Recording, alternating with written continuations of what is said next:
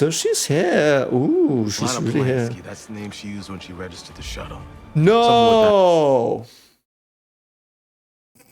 That is so good! Oh no, she's Lana Polanski. Hello there, great person, and welcome back to Let's Watch The Expanse. Today we're at Salvage. We will see what we salvage today, and we'll just get right into the episode. Last time was really awesome. Loved the themes discussed and teased. Had some great comments there as well. I still have not caught up with all of them, but I will in due time, I hope. Perhaps I have already when this is released, I don't know. Yeah, we will today go into more of this show. I do think last time I tried to put in some timestamps, so my tangents are like marked, my main ones, so you can skip them if you want, because I know not every tangent is for everyone, but so you might find something along them or among them that you like. So just watch those then. Anyway, let's just go into it. Don't forget to like and subscribe. Don't forget to share the videos because we are still having a strike, 20 days to go after I hope it calms down a bit. And yeah, support the channel by liking, subscribing, sharing, all that good stuff. And it's really, really fascinating to watch a live-action show because I haven't really done that since, I don't know, forever. I think One Piece was the last thing I watched. I will watch the new season as well. I will react to it. I've heard there's a new Stargate. Some people have told me in the comments. I know it myself as well. Should that come out next year or so, I will react to that definitely. Like, I'm such a big Stargate fan as well, like my first sci-fi show. But yeah, just some things I wanted to talk about. So don't forget to check out my web novel as well. It's almost done. I think 20 chapters left, 20 to 30, and then volume 1 is done, sitting at 920 pages around. So it's a big one, but it dives deep into the human psyche, just in a fantasy setting. You have to wait for some sci-fi for volume 4 or so. So anyway, we'll get into the Expanse and see where Miller's going. Like, I know he goes to Eros, and some people have pointed out that yes, he was at his own room in that one scene where he got his bribe money from Death, like the actor who plays Death in Supernatural. Yeah, so thanks for clearing that up. Sometimes some details, I just missed them because first time watching and thinking a lot. So anyway, let's get going, have some fun. Here we go.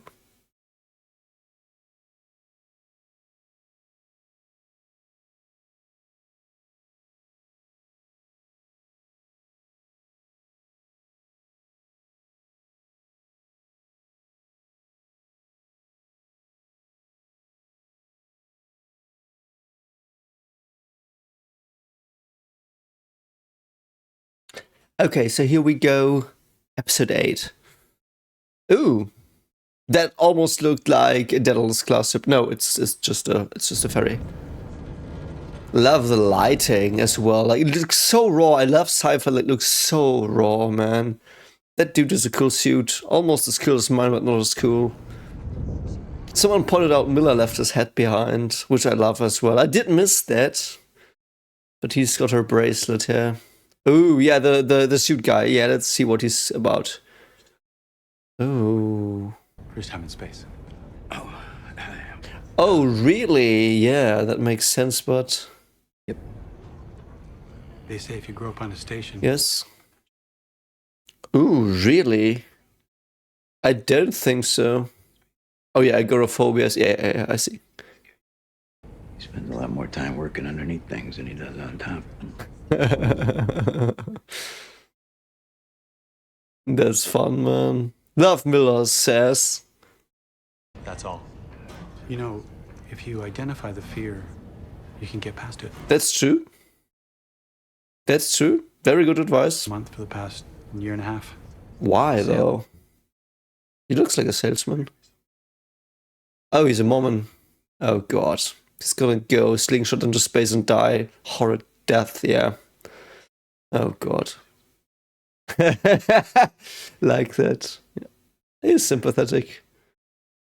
Really? You didn't like Mormon beliefs? Why? Oh, God, this scene's gonna take 1,000 minutes to do this. Love that actor as well of the Mormon.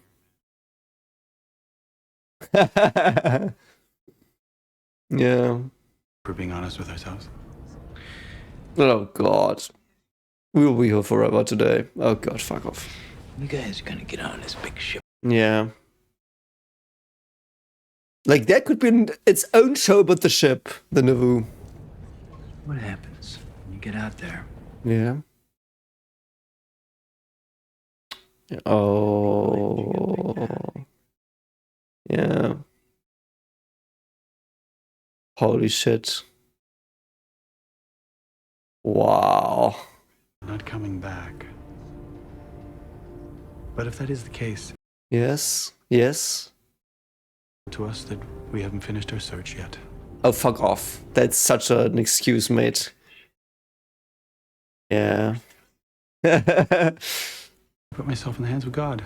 Interesting. That is true. Great reward.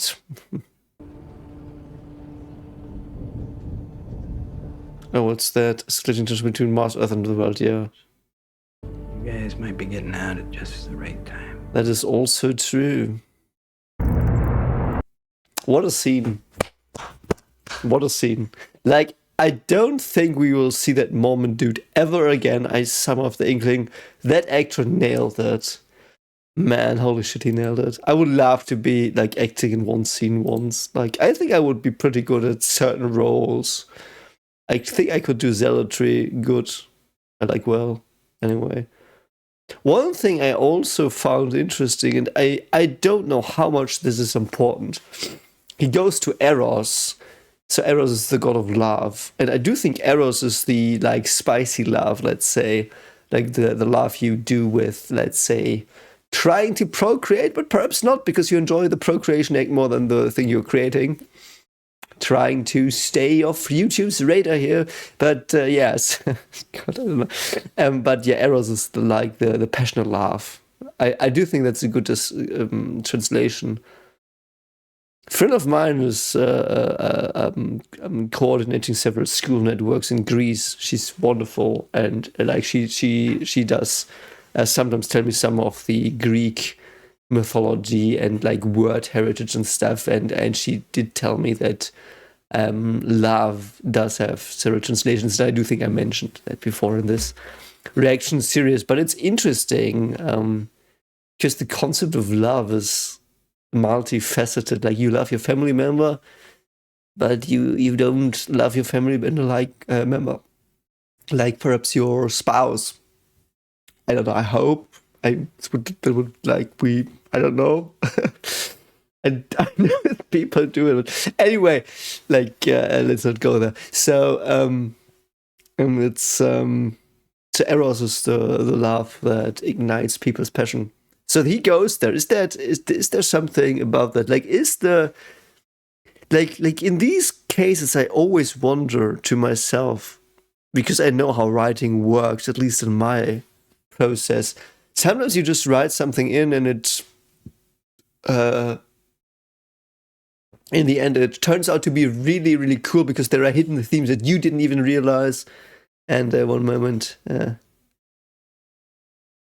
yeah, because you like just wrote it in, and sometimes you really choose the names first and the places, and you're like, okay, he goes to Eros, and this weird research basis on Eros because there will be themes of love on Eros, like him pursuing his target further, like Julie.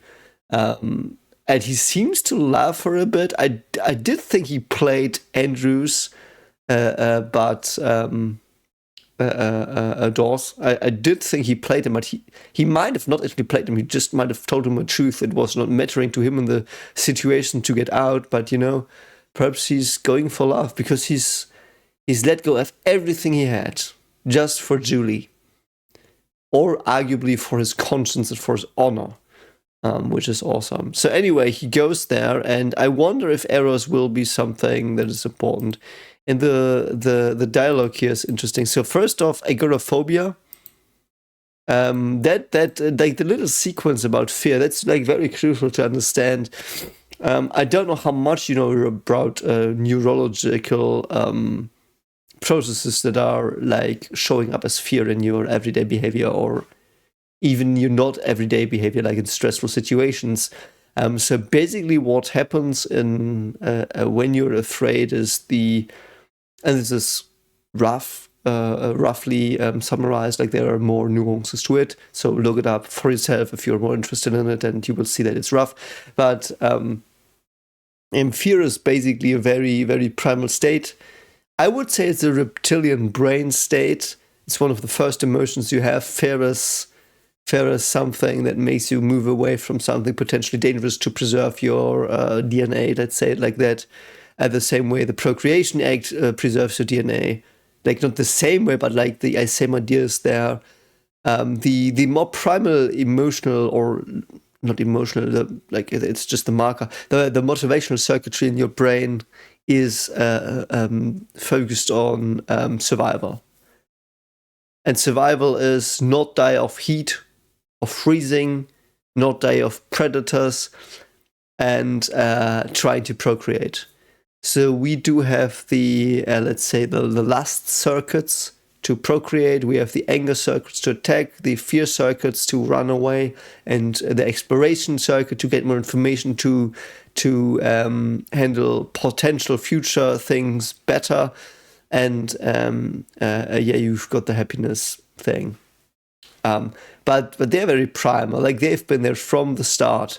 And if you look into the development of the brain, for example, and I've said this in several reactions, so if you've watched others, this will be not new, but the very basic idea of being in that, like in life, so cellular life, like single cells, it is the input-output idea. So you've got parts of a cell that are input-oriented, some parts that are output-oriented. So, for example, there's light, you go there, like the cell, then, I don't know, does some chemicals or whatever to move there. And then within time, there are clumps of cells together, and these clumps of cells, however they got together, doesn't matter at this point. Some of them are specialized in receiving information. Some of them are specialized in doing reactions. So you get the first multi-cell organisms that can move better in the world because there are just specialized cells for detection and specialized cells for action. So it's a sensory idea, and it is a action idea. And that is at the core of everything that is.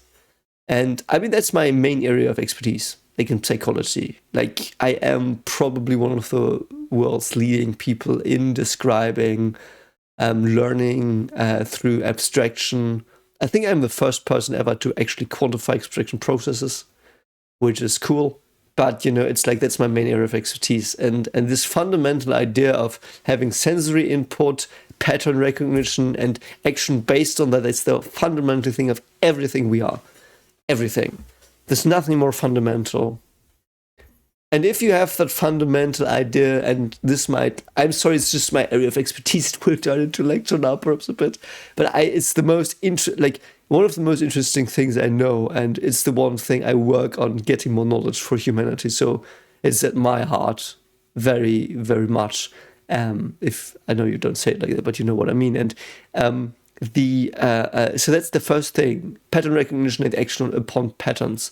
And then there are more cells, and the cells divide into specialized pattern detection groups. For example, you've got patterns for danger.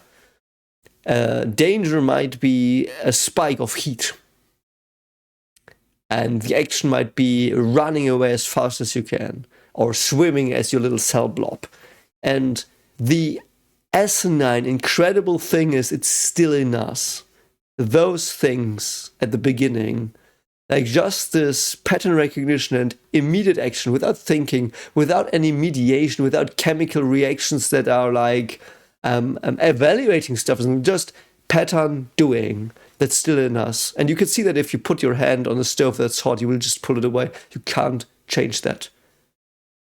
Or if there's a snake looking at you and it's like doing this, you shake, like you shiver. Like it's a pattern detection. It's the most basic thing in us.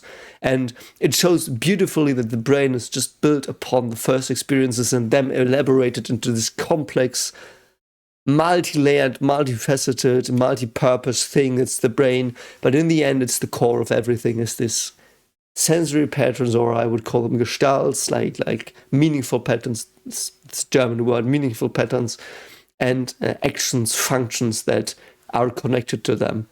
And that's also how our cognitive architecture is structured. And fear is one of them, the most, like the first things that were specialized. So there are patterns that are connected to fear circuitry. And it's not what fear is fully, but it's the primal seed, the inception of the fear circuitries, I would argue. And I don't know how the literature on that is. I know there are some very brilliant books about anxieties and stuff, but like that's the thing. Like the fear is something so deeply wired into your circuitry that it's there down the evolutionary line until like not single cell organisms probably, but multi-cell organisms. Before there were even reptiles, even though in the reptilian brain, like the fear circuitry is pretty pronounced as its own thing because there are patterns that generate fear responses. And the problem now is with what he's saying, agoraphobia, for example, like there are just situations, and it doesn't have to be a situation because the argument of nature versus nurture is there as well. You could say like, okay, it's nature and nurture. Like nature is like you have that. Like there are patterns you're just afraid of. You're afraid of, for example, heights often. Like not like terribly afraid of but you wouldn't like you would stop at a cliff. You know, it's a very, very low fear. I do think there's more at play there as well. So it's perhaps a bad example. I think I could find better ones with more time. I don't have that here because I don't want to keep you forever. But that is very, very interesting. And like these fear patterns, that's a very natural thing. So that's the nature. And the nurture thing is that some fear is learned. You associate it as behaviorism. Like if something happens and you're afraid, you will associate it with fear. And one of the biggest fears, Lovecraft said that like one of the most, I really butcher this now, so sorry. One of the most striking emotions is fear, and the biggest fear is the fear of the unknown. So if you are a belter, your cognitive structure is wired to closed spaces, small spaces, like not space outside, like you are just in rooms, and not a belter, you're in rooms, you're just on series rooms. And seeing a place that's really open is unknown territory, and your heart rate will raise, you will start to sweat, it will just activate all the likely activate all these terrible circuitries that are associated with fear, because it's so out of your depth. It's a little trauma almost, because your world has always consisted of small spaces and now it's a big space. And if you're not careful, and for the first time you see a very big space, it will be associated psychologically with fear, and the amygdala will grow. And there are circuitries that inhibit the amygdala normally, but if the amygdala grows, it will be harder to regulate and inhibit, and that is how fear is born, like these phobias. And like there are just sensory patterns that will like streamline your cognitive apparatus to disregard everything and go straight to the amygdala, which is big, so it is easier triggered, so to speak, and you will be afraid more and more and more. And if you are not careful, the amygdala will just keep growing, because every time you're afraid and you run away from it, running away, which is the fear response, the extreme fear response, by the way, running away will make it grow. And that is really rough. Again, there are nuances and, because, fun fact as well, I know this is a tangent and a tangent, the most, like we always have in horror movies, I feel like, because I love horror movies, like I just love them. So in horror movies, you often have like the protagonist just freezes. Oh gosh, the monster's coming. I can't move. It's so terrible. I can't move. Oh, like I'm over exaggerating here, but that's not how it works. Like if the fear is not big enough, you freeze. Like you always freeze because it's like what the weird fuck is happening, and you freeze. And if it's so terrible that you're so afraid, you always run away. You don't freeze. Like if you're extremely scared, you run. You don't think. Like, it is one of these things, like cognition shuts down, so to speak. You just see triggers or sensory patterns that will give you a way of escape somehow, like doors or whatever, and you will just run and you get the shit out of there. You won't stay and freeze like in a horror movie. That's bullshit. Bullshit. So your amygdala goes bigger. So what you have to do is what he says here. That's the basic of fear therapies. You have to confront the fear. You have to confront the fear. Because if you confront the fear, it is not that you make your amygdala shrink. Your amygdala in your brain will be enlarged forever. It will not go down anymore, ever. And that means you have to strengthen the systems and inhibit it. You have to get used to it, habituation, for example. So you confront it step by step. So you expose yourself to your fear. So you get used to it. So your inhibitory mechanisms can absolutely like dig into it and restrain it again. And that is why what he says is extremely correct. It's just correct. It's very well written. It's like expose yourself, train it, it will go away. And no, it will not go away in that your brain circuitry will heal, but it will go away because you become more brave, and the bravery will start to inhibit the fear again. So that's really cool dialogue. Like, that is just asinine. And he wants to go in the Nauvoo, which again, it does remind me of the Aniara, which is one of the most horrific concepts I've ever seen. And so he says, Mormon, yeah, do you hold this against me? Why are faiths laughed upon? I never understood that. I understand why you would, and I don't agree, but I understand why. Like, it's, I understand why people laugh at religious people sometimes. I understand that. I don't think you can laugh at a religion, though. I think you can laugh, perhaps, and again, I have not yet, but like, I see people doing it a lot in nowadays time, and at least in my country, that you laugh at religions. Religious people, yeah, sometimes they do really, really weird stuff. And they've got very, very narrow arguing mechanisms, so to speak, and very confined, very, very ideologically driven, which is always dangerous. But I don't laugh at religion, because religion, from a psychological point, is just the first trial of grasping and confining modes of societal interactions that are actually productive. That's how I see religion. I don't see a religion as there's this big dude in the sky or whatever, or there are big dudes or dudettes in the sky or in the earth or whatever the fuck they are, and they guard our fates or lead our fates, and they're all powerful and we are not. And we have to bow down to them. Like, literally, that's no. I even have trouble saying I believe in God, even though I'm a faithful person, but I don't believe in God, at least not in the way people would think. If I'm asked, do you believe in God? I would probably say, I don't know what you mean by God. What I assume I know what you mean by God, and if I am right, I would say no. But like, it is not easy.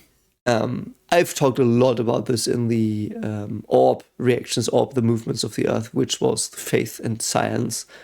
So I don't dismiss religions. I do see them as the first blueprints, like the brain. It's like the reptilian brain. Religion to societal conduct is what the reptilian brain is to cognitive structure. It's there at the core. It's very basic, perhaps. It's very rough in parts. It's like too rough in parts. There are ideas that might be very stupid in current day situation, but it's the core that drives all societies. And I have not yet found a society that is not run on the basic premise of a religion and succeeds. And if you know what, I would be interested. I would be really interested, because I do think societies move away from the religious text, perhaps, or from the religious celebrations, the rituals, but their moral values are the same that religion has. I've often heard the straw man argument from atheists that are like, but if you need a belief to tell yourself to tell you that killing is wrong, like you're a bad person or something, and I'm really strawmanning this, like this is a bad argument. But I always think like that's not what religion is. It's not there to tell us not to kill. It is there because killing is wrong and we ingrained that into the religion. It's not that the religion ingrained it into us. We ingrained it into the religion. And I do think that's the most crucial difference and distinction. I don't know a lot about Mormons. I do think there were some Mormons in my hometown. They sometimes came over for coffee, but I mean, I don't care. Like, I never cared. Like, I care for all beliefs and that I'm so interested in lore. And that's why in my web novel, I also... because like my web novel does take place in the afterlife and people don't carry over their memories, just their modes of being. So there are new religions formed and they're a mix of the religions we know and others that we don't know, which I have to think up. And I do think them up from psychological knowledge. And they like all are there in this world. And they're so alien in a way, but also so similar in paths. Like, there's always this idea of enlightenment, at least in my story, that people crave for. There's always the fall, the darkness you can fall into. And different people see different darknesses, and different people see different enlightenments. But the meta idea is the same, even though the details are contended by many. And I get that, but that's the beauty of it. And, oh God, it's half an hour. We are 1 minute into the episode. Oh shit, man. Okay, whatever. Let's go. What else do I want to say? So he says, yeah, religion.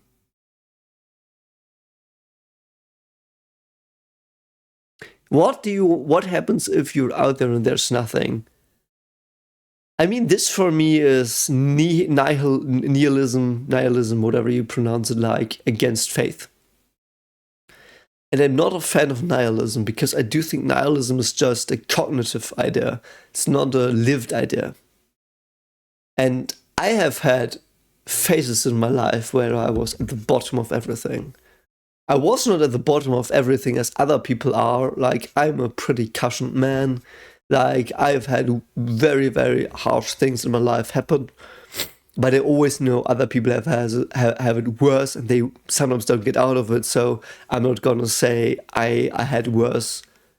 I had bad parts in life, but from my perspective, I did. So there were places in my life where I was completely rock bottom. I thought nothing mattered. I thought that the world was cruel. There was nothing that, like, why would I even try to exist? Like, what's the point? Which is the nihilistic idea, like, it's everything you do in the end, like, the universe will die, every sun will turn into a into a brown dwarf, turn into a ball of iron floating in space, being gobbled up by black holes who just fucking evaporate over time. So in the end, there's literally nothingness. There's one atom per 1,000 cubic kilometers, then a trillion years later, and I'm like just using numbers to illustrate it, thinking they are not real. They might be real, but I don't know. And then there are like the next trillion years, there's like a 50 billion cubic kilometers where one atom is, and then the next trillion years, there's a 50 trillion billion or whatever square. Like, it's just expanding into nothingness. Nothingness is the fate of the universe, as physics would call it. At least if there's not a bounce, which some people say there might be. We are not clear on that. The idea of that is not yet resolved, even from the data we have. And I think, like, when I was young, people thought the universe would collapse in on itself again, like it would accelerate and then decelerate. And there's nothing you can measure. How would you do that? Because you can just measure that it accelerates right now, like the universe expansion. So there's just space created. Space is expanding itself. So it's not particles. Like, if you've got two particles, after a billion years, they will be here. And the distance between them, like, they will not have moved apart. They will not have moved. They were here, then they're here. Like, they do this, but they don't move because it's just space appearing between them because it's stretching. And it's asinine, but it's like, same thing with a black hole.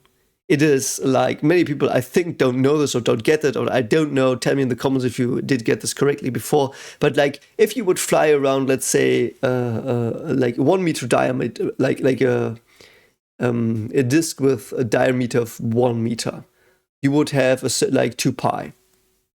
2 pi is the length you would fly over.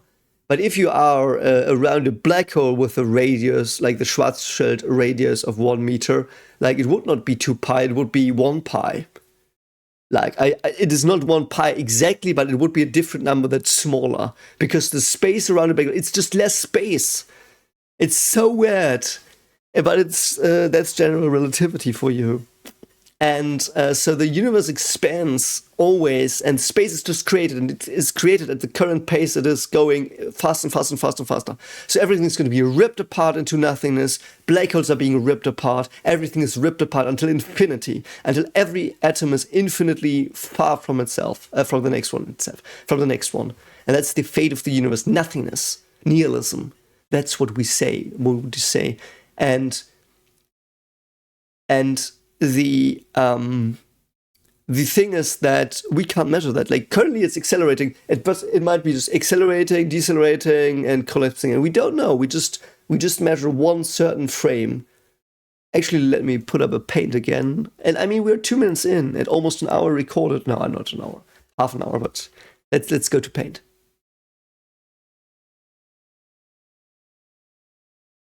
So you have my paint skills again. So let's say there's an atom, like we know that the universe.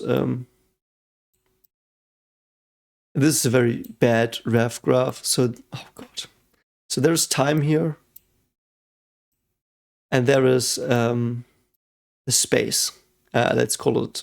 Let's just use x. Like in relativity, would do like x1 and x0 equals minus ct. It doesn't matter, whatever. I'm not. I wanted to flex the relativity knowledge, so you know I'm the real dinner. I'm just kidding, because I don't know what size Phobos is.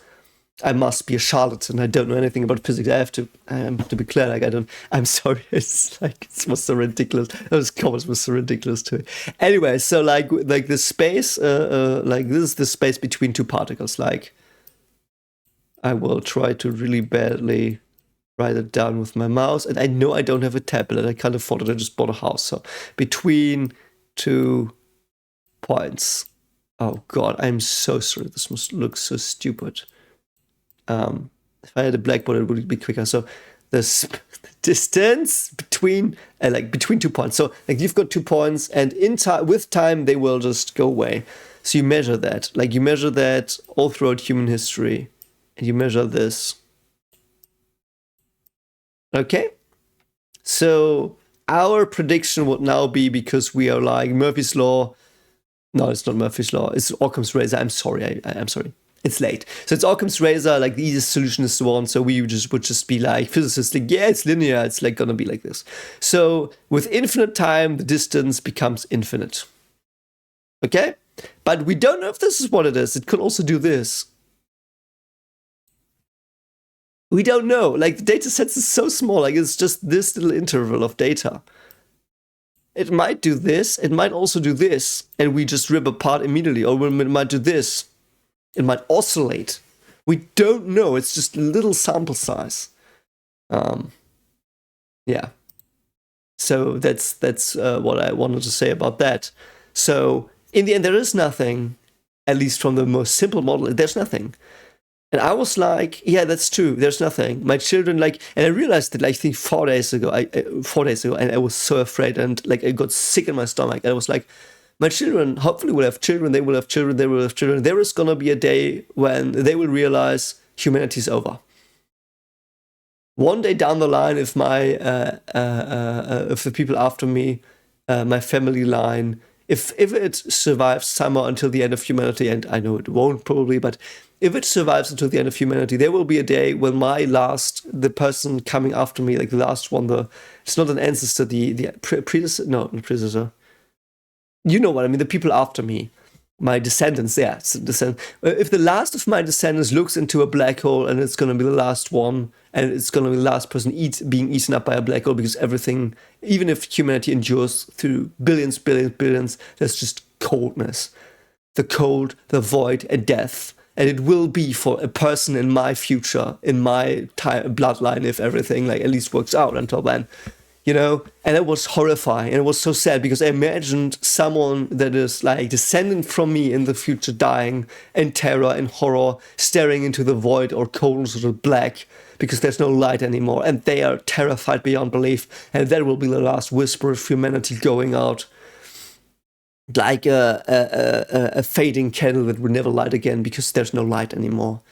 And I got terrified, but I was like, that is something like, we don't act like that will happen. And that is my solace. And it was also the solace in the moments where I almost would say depression.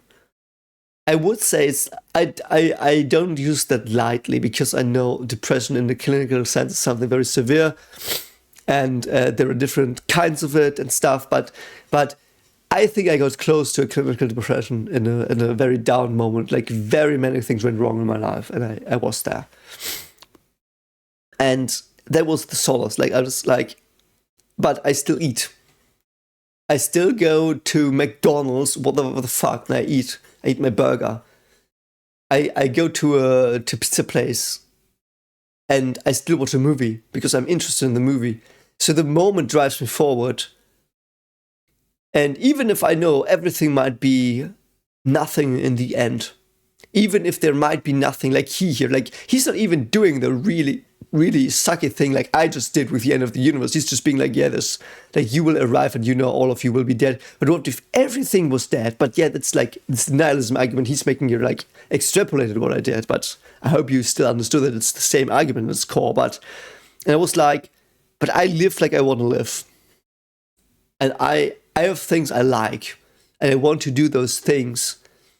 So in the end, I do think the meaning we ascribe to our lives is the thing we love, we do, we choose to be. And the psychological literature, in my understanding, and I don't know all of it, obviously, so I do think the meaning of life is the meaning you give it. And not only through your thoughts and plans, but to your actions. What do you do? If you help the old lady over, like, across the street, and that's your meaning. You help people. If your meaning is to fuck over some dude in a deal, that's your meaning. You want to be the best, or you want to be better, or whatever the fuck. I don't know, but the meaning in your life is given by you. And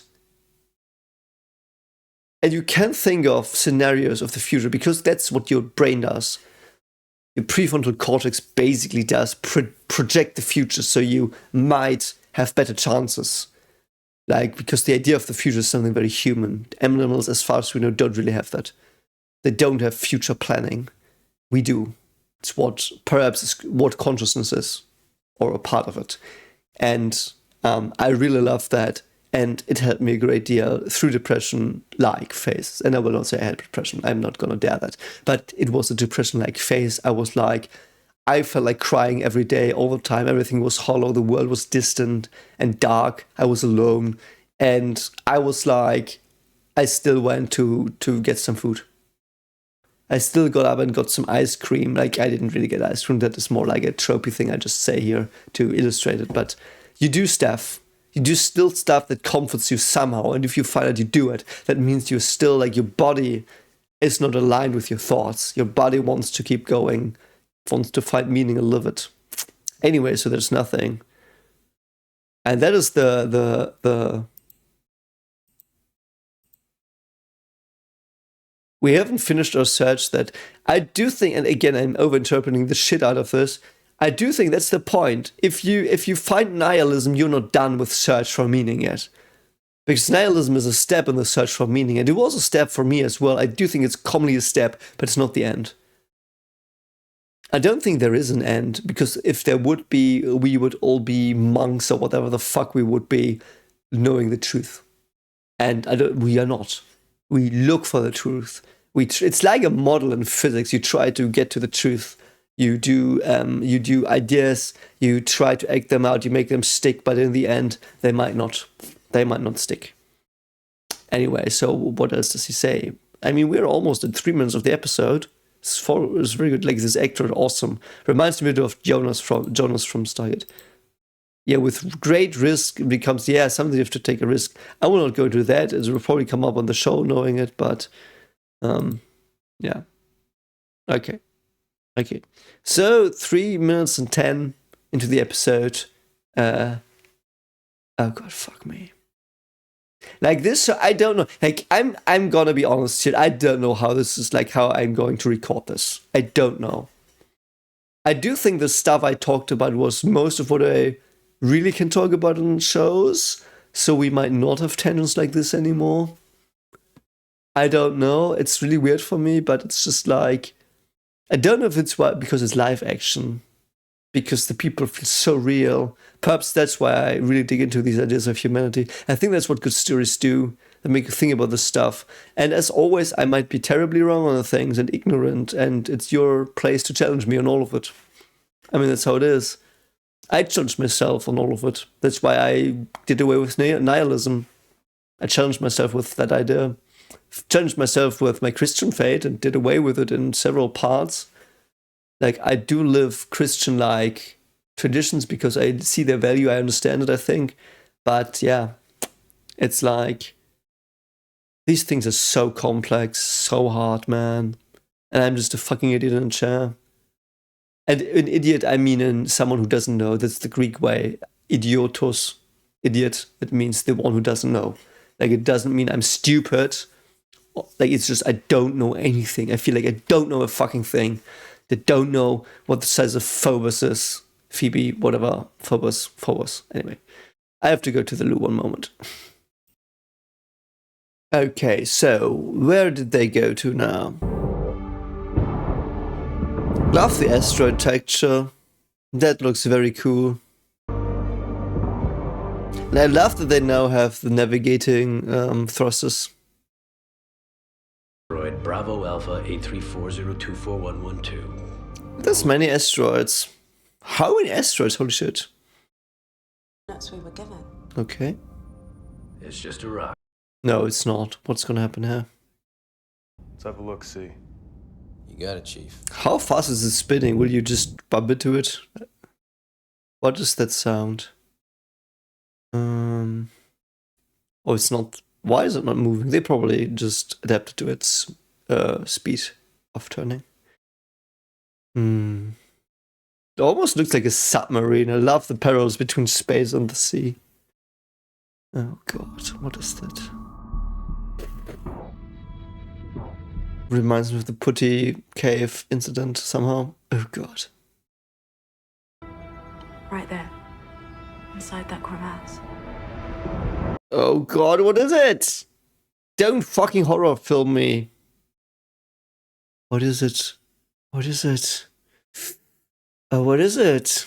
Is it a frigate? Is it a little... Yeah, it's a Barely shuttle. registering on the scopes. It's a stealth ship. A stealth ship. Wow. We still don't know what the stealth thing is. Yeah, Amos, fucking blasted, Amos, you chat man. The sheet back. Can you hail it? Wow, man. That was cool. Let's actually look at... The thing is with like these asteroids, like they always will rotate. Everything rotates. Like, because the basic, what is it called in English?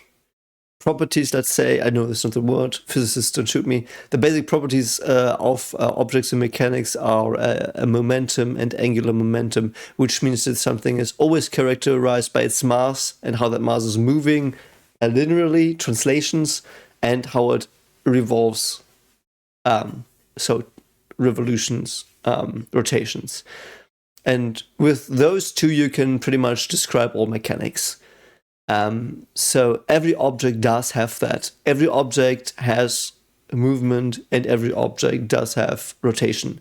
black holes as well, by the way, because I talk a lot about black holes and because people have spoiled me that there are no fucking black holes in the show, so thanks. But yeah, like black holes also spin. It's a Kerr black hole, like the Kerr solution takes to account the rotation. And like a black hole that's spinning is actually like the singularity, like the true singularity in the center of the black hole, which is not the event horizon. Event horizon is not a singularity. The true singularity at its core, which should just be, oh god, okay, let's just briefly do it. If you want to know more about black holes and singularities inside the black holes, let's do that now because we can. So I'm currently doing some studies on mental models and black holes. At least they're like when I have more time, because I'm working a lot and I have this YouTube channel. I don't know if you've heard about it, and I do have a lot of other things to do currently with my house, but so it's on pause. But I will do that in the future, and we try to see what people think black holes are, and if you try to understand what people think is, like how they imagine it, looking and behaving. It's also simplified, but I can do that because it's my own research, so I can simplify it. No one can say, yeah, but you didn't understand the original intent. Yeah, I do. It's mine. But the idea is, so for the shape of the black hole, many people, have I ever told you this? I don't know. I did have a talk at CERN for it, so they like some.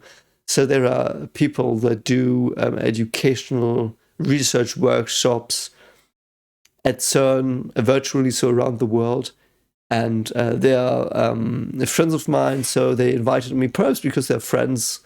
Perhaps I do think they were really interested in my research as well. But I had some good conversations with them over some beer, because I'm German and I drink beer. But so they invited me for my research on black holes, actually, even though I do quantum physics most of the time. So, as I said before, just to remind you, my main area is quantum physics, education, entanglement, wormholes, EPR equals ER, quantum computing. I've worked for quantum computing development for some time, and also explaining quantum physics to laymen. Like, that's my main area of research and expertise, and that's where I'm good at. And it's not astronomy. Like, you've seen that I don't know Phobos's diameter. Like, I'm an idiot. And I don't know. But yeah, it's... and I will stop with that stupid joke. I know it gets grating after sometimes. But yeah, so I did research on black holes, how people imagine black holes. No one did that before me.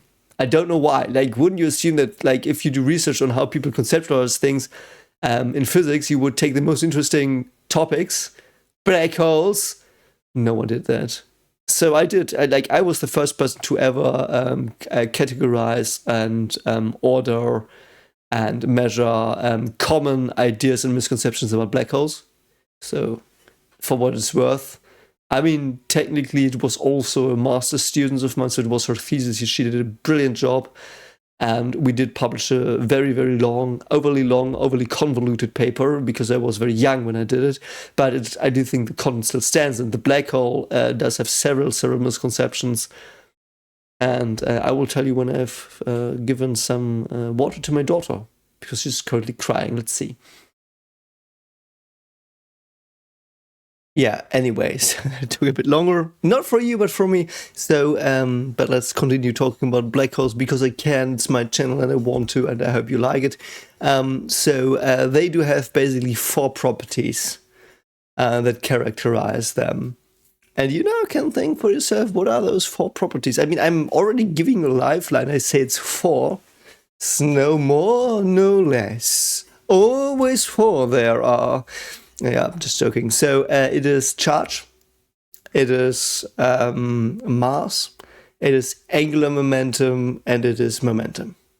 That's all they are. Like, those condensed into one singular point in space, or in the rotation sense, several points in space.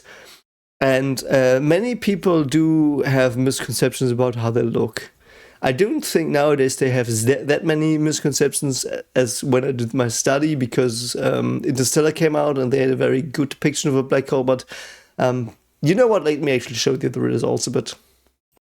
Yeah, so we basically did ask people, and it's very sketchy, no pun intended, perhaps there is pun intended, but it's the idea of like, what does it look if you look at it from different directions? And we basically try to be like, okay, if you look at it, it's obviously a circle, like this, like it's, or like this disc you see from the front. So if you look at it, why? Because everyone just had seen this famous picture of the black hole that some great, brilliant scientists calculated. So it's not a real photo of a black hole. Like this photo you see, it's not a real photo. It's just calculated, extrapolated. They are colored in. So it's not what it looks like at all, but it's like to get an imagination or an image of what it is. So it's like a disc, and everyone knows that because everyone there saw that stupid picture. Like, and I'm using that comically. Of course, it's a brilliant picture, one of the biggest achievements of mankind, I would see, in this area. But so everyone knew that. But what about the size? So if you like look at it, okay, it's like this, it's a sphere. What if you go around it, look at it from the side or the top or whatever? So several people did draw something like this. So in the end, it would be like an ellipsoid. So it would be something like if I try to make it 3D, it would be like this. And I try my best.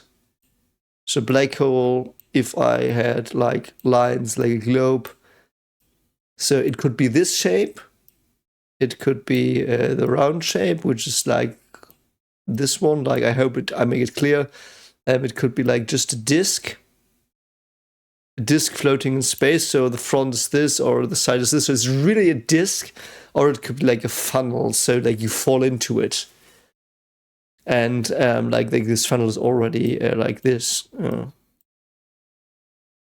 Let's do it like this with grid lines. I hope you understand what I mean. I do think it's pretty understandable what these are.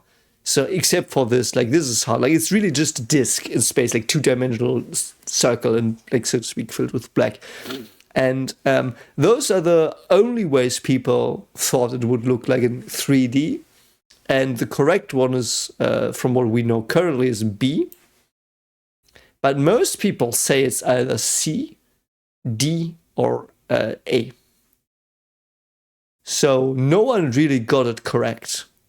I think a quarter did. Like, don't get me wrong. Like, it's like there were people like if I say stuff like this, it's like there were people who got it right, of course. But the amount of people who didn't get right is astounding. For me, the same way I did a similar study on stars and I think we did it on physics students, and like 60% thought that the stars burn because of chemical processes and not of nuclear fusion. And we asked like 300 students that studied physics at universities. So like it's asinine. So, but like so this is the shape of a black hole. So from the shape you have like exactly this. Here I'm actually, let me see if I can. Yeah, I mean, okay, it's okay, there it was. Yeah. So like this shape here. You know, this is what you have. And it's center here, around here at the center, there's the singularity. This here is just an apparent singularity. I know I'm cut off because my screen like ends here, but you know, like this here, this is the it is a singularity from a rough calculation, so to speak. But if you change how you describe coordinates, you can actually prove that this here is not a real singularity. It's just a singularity that appears to be a singularity. It's just an effect, like a visual effect that this is a singularity. Because you can't see past it, like this black thing here. That's like you can't go there because light can't escape. But that's just the limit where light can't escape. So, you know, it's not the real singularity. The real singularity is the center. And the real singularity basically has exactly the properties. So the properties of the black hole are just here. Just here in the, let me actually, here, about here. in the center, right? Like in its center, there is a charge, a mass, velocity, and like with velocity and momentum and angular momentum. And those four describe what it does and how the shapes that we see here, how the shape behaves. It's just four numbers. And if it rotates, there is a ring. Like the singularity is not a dot and it's a ring, and every black hole rotates because every star rotates and it conserves that momentum, that angular momentum of a star. So every black hole is not a sphere as well. It's like it is more like a rotational ellipsoid. Yeah, I do think actually it is in those cases the let me see, the option A actually was correct here. So you could argue that A or B are both correct, actually. C and D are not, but C and D are very, very, like more than 50% shows those, I think. But yeah, so those are the properties. And every object in the world does have them because they are conserved. Like there are conservation measures, so to speak. If you know these four values of an object, you know so much about it. And an asteroid, and I know this was a big tangent about black holes. If you want me to talk more about them, let me know. I can talk more about them, but they're not on the show. I just used this selfishly to insert some of my research and some knowledge about black holes. But if you want more, like, let me know. Like, for example, why is there this halo around it? Like the thing. Like, just let me know. I will do more about it, perhaps if the occasion arises. But that is the properties of every object, and that is a very, very fundamental understanding of physics. And that's why I took a long tangent here, but I want to make you understand that that's what defines things. It is symmetry in a way, and a lot of fundamental physics ideas arise from that. Like, it's conservation ideas. It is things that are conserved. Mass is conserved if you take energy as mass, which Einstein did. Like, that was one of his contributions. But like, mass is basically conserved, like the potential energy, most of the time. Though that one is the only one where I would be like, not really. But momentum is conserved, angular momentum is conserved, and charge is conserved. You have those three are always conserved in physics systems that are closed. So that means that there's no interaction with something else other than the things in the system. That's a closed system, roughly speaking. And this meteor, this asteroid, and by the way, if you want to read my paper, just let me know on the Discord. Like, just PM me, I will just post it. It's just I don't want to completely dox myself online here. Like, but if you like wanna ask me, and you will know my name, then I don't care. You probably anyway do know my name if you want to find it out, but don't find it out, of course. But it's easy to find it out. Like, I can send you the paper. Like, it's very bloaty with language, but I think the correct transport is incredibly good because it's the first time we actually examine this in human history. I made history more than once, by the way. But I mean, it's a weird feeling. I never think, even though I did things for the first time in humanity, both quantify abstraction and do research on black hole mental models, like how people perceive them on layman's terms and stuff. I still never felt that was something big. It's weird. I mean, there are people who research cancer, and I do this. I don't know. I'm a cynical man, I guess. So anyway, let's go back to the episode. But that's why an asteroid also does have that. This asteroid also has a charge, mass, and momentum and angular momentum. And again, mass is a bit iffy. I mean, stuff can break off and fly somewhere else. Is it then still the meteorite or something new? That's for the philosophers to decide. But charge, angular momentum, and momentum is what it has. So it should turn, it should spin, and they should spin with it. Like, they should align to that. Because there are no rocks not spinning. Like, the only things that are not spinning are tidally locked. Like, for example, our moon. Our moon is technically spinning at, it does 1 revolution each month, but it's basically because it's tidal locked. Oh, God. Okay, let's go for tidal locking. Why the fuck not? Like, if you're still here, you're the chat. We've been an hour talking about 4 minutes of an episode of a show, which is one of the most brilliant pieces of television I've ever seen already. But let's just go to tidal locking. Okay, so let's go for tidal locking. So tidal locking is one of the things that arises from models not being accurate enough. And what I mean by that is, like, there's a joke, I will just tell it while I delete this. There's a joke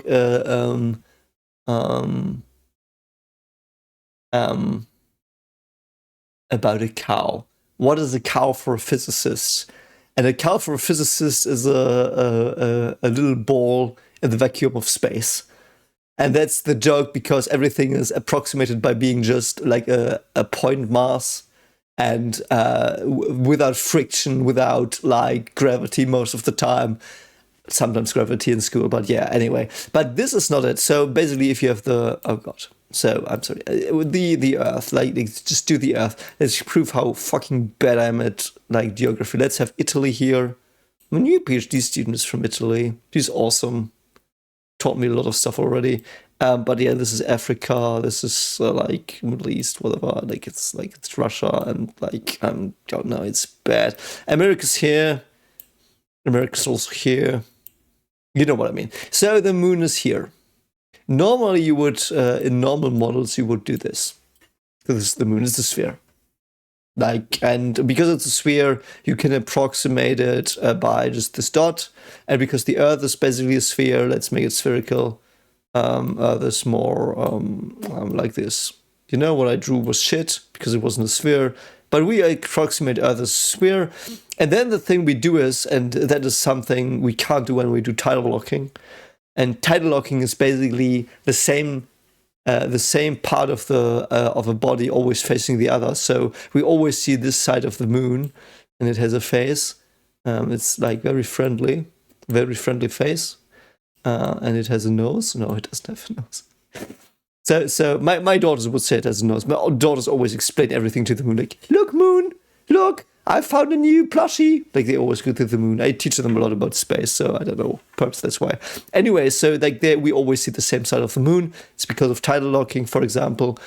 And it is an effect that can only be described if you let go of this. So normally we would assume everything is a sphere, the density is equally distributed, so we can approximate it by 1 point in the middle here, 1 point in the middle here.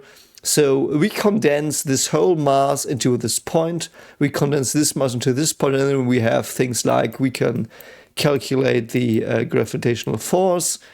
It's like gamma mass Earth, mass Moon, and there are other symbols. R squared, Y squared, we have had that in a previous reaction. But basically, this is what you can do with this approximation, like this, just one mass here, one mass here. But that's not what is real. In reality, the problem is this. We've already talked about angular momentum, so angular momentum is a thing. So for Earth, it is a thing. We obviously are spinning in space. The Earth is spinning. I do hope you know that. It's not a flat circle, like it's not a disk. It's not Terry Pratchett world, which I haven't read enough of, but like it's a distributed mass. So it's spinning. So the Earth is actually not a sphere, and I have to do away with the moon phase to rectify this. So I will exaggerate it. So the Earth is basically this. I can't turn it in whatever. Okay. Anyway, so we just do it, you know what you would do like this.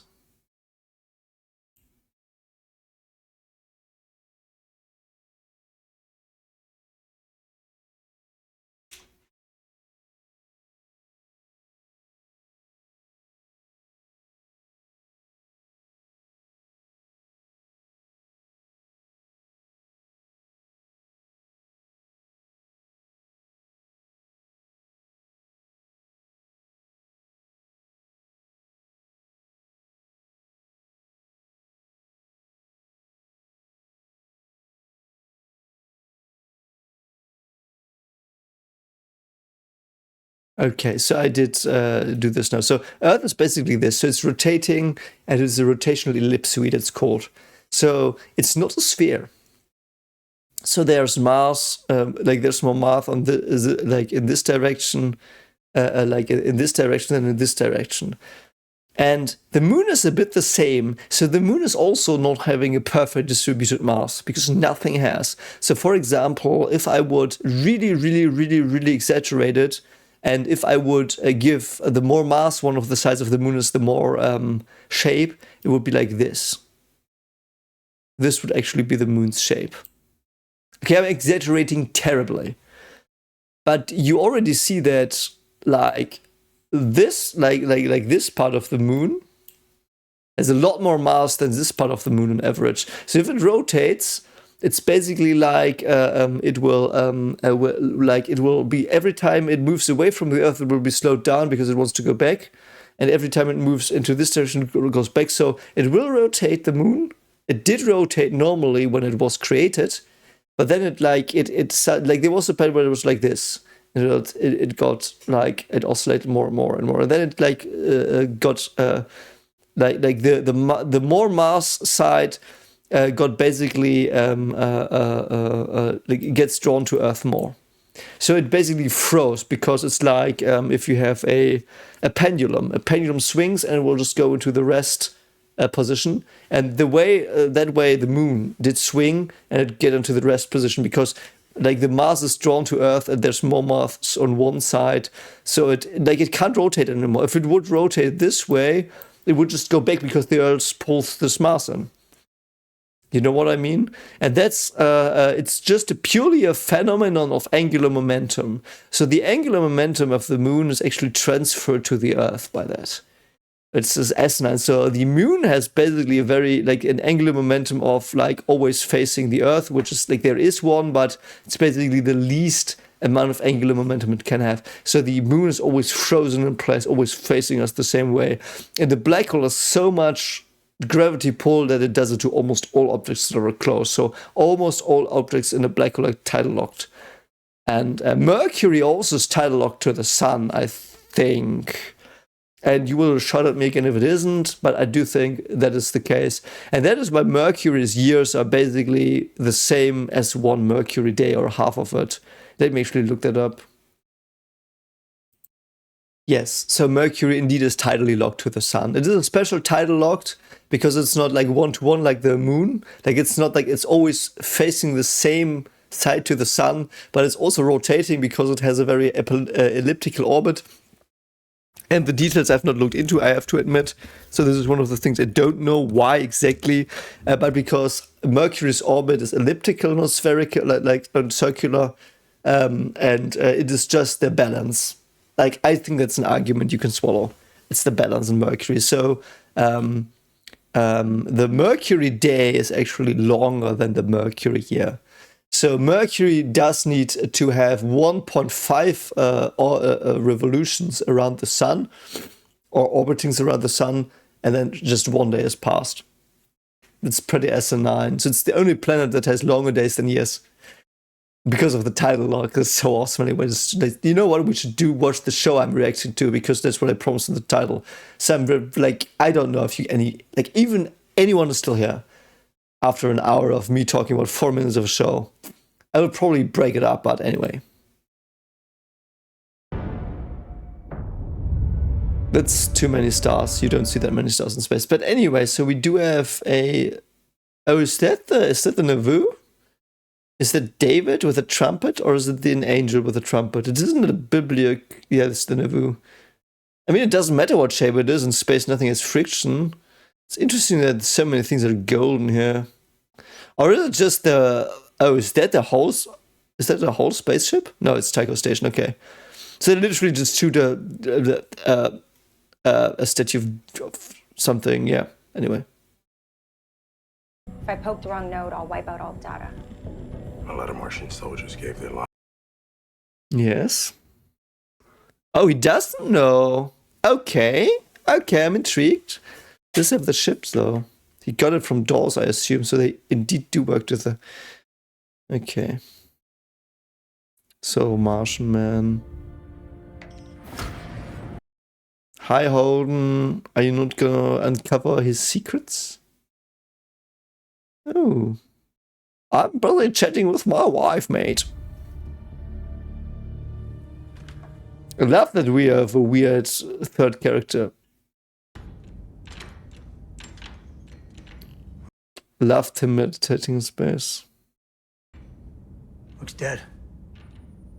Yeah, you're a great help. Oh no. All across all main bands. It's nice stuff. Yeah, so it's only electromagnetic stealth, not visual stealth. I mean, it's black in space, you don't really see it. Really? It's not Martian. No one else built stealth. No one else gonna. So you just presumed it was Martian, you don't know. Intriguing. This is what Fred Johnson's Ew. Ooh. sitting next to a rock. Looks just like a rock unless you know Yeah. exactly. Yeah. That is so true, man. Ooh. Is he though? What are you on then, mate? Don't tell him. He's probably, yeah. Empathy again. Main airlock's open, but the hull seems to be intact. Okay. How? Are there compartments that have closed off? Or tanks? Yeah, better take your fucking spacesuit. Yeah, everyone died. Suit up. You're coming with us. Love it. Amos! Let's fucking go. I love his smirk, man. It's like, fuck you, mate. Gotta fucking shoot you in the face if he does anything. Yeah. I don't think you need to tell him that. He knew it. Oh my god. Amos is just my favorite character. Holy shit, man. The action is so superb. I just love this subtle acting. I've only seen it in few people. He also is just very, like, he distinguishes himself from the others, even though they are also very good actors, but like this, I don't know how to describe it. All video feeds are looking good. Okay, let's go. So he's got a Martian suit. Yeah, why not? Fuck off, mate. The coal mine again. Love that parallel to the Belters. After you. Love the camera. It's making me dizzy.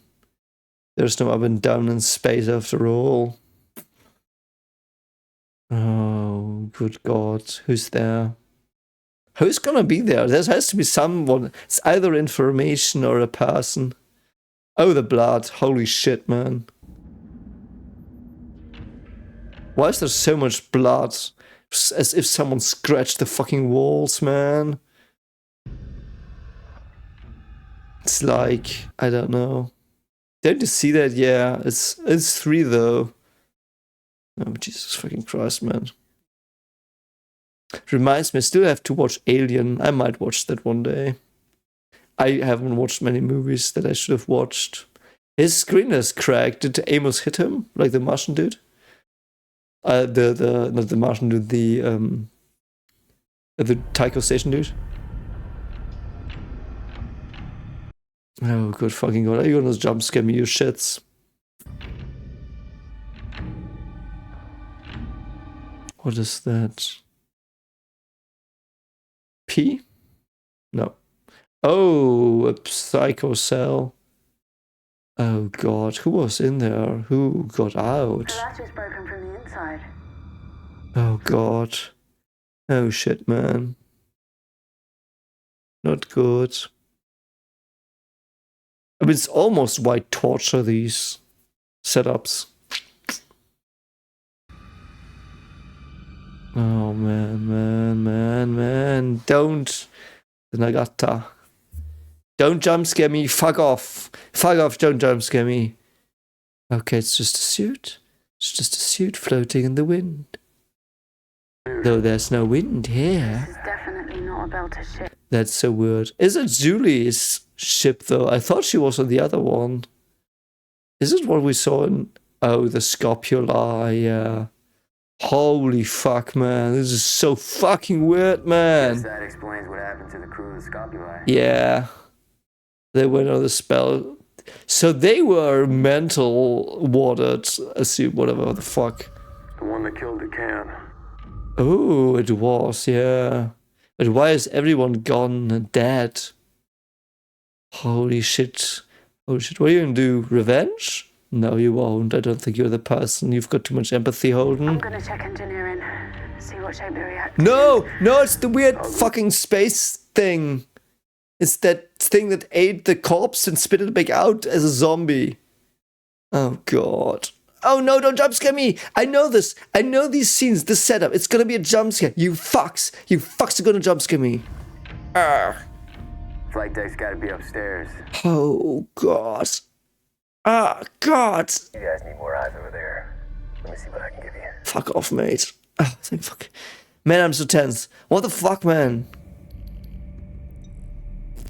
Oh, God. Active standing. Recon drone. Oh, God. I love that the scene is so long and drawn out. It really fits like the continuous way it is done. No cuts to other storylines. It's just fucked up fuckery. Pure space horror. Look at how small that is. Perhaps you see that in many stars actually. I think you can see up to magnitude 5 with your naked eye, so you might see magnitude 7. And there's a lot more. I might have been wrong about that before, actually. Odd day. Suppose I've been.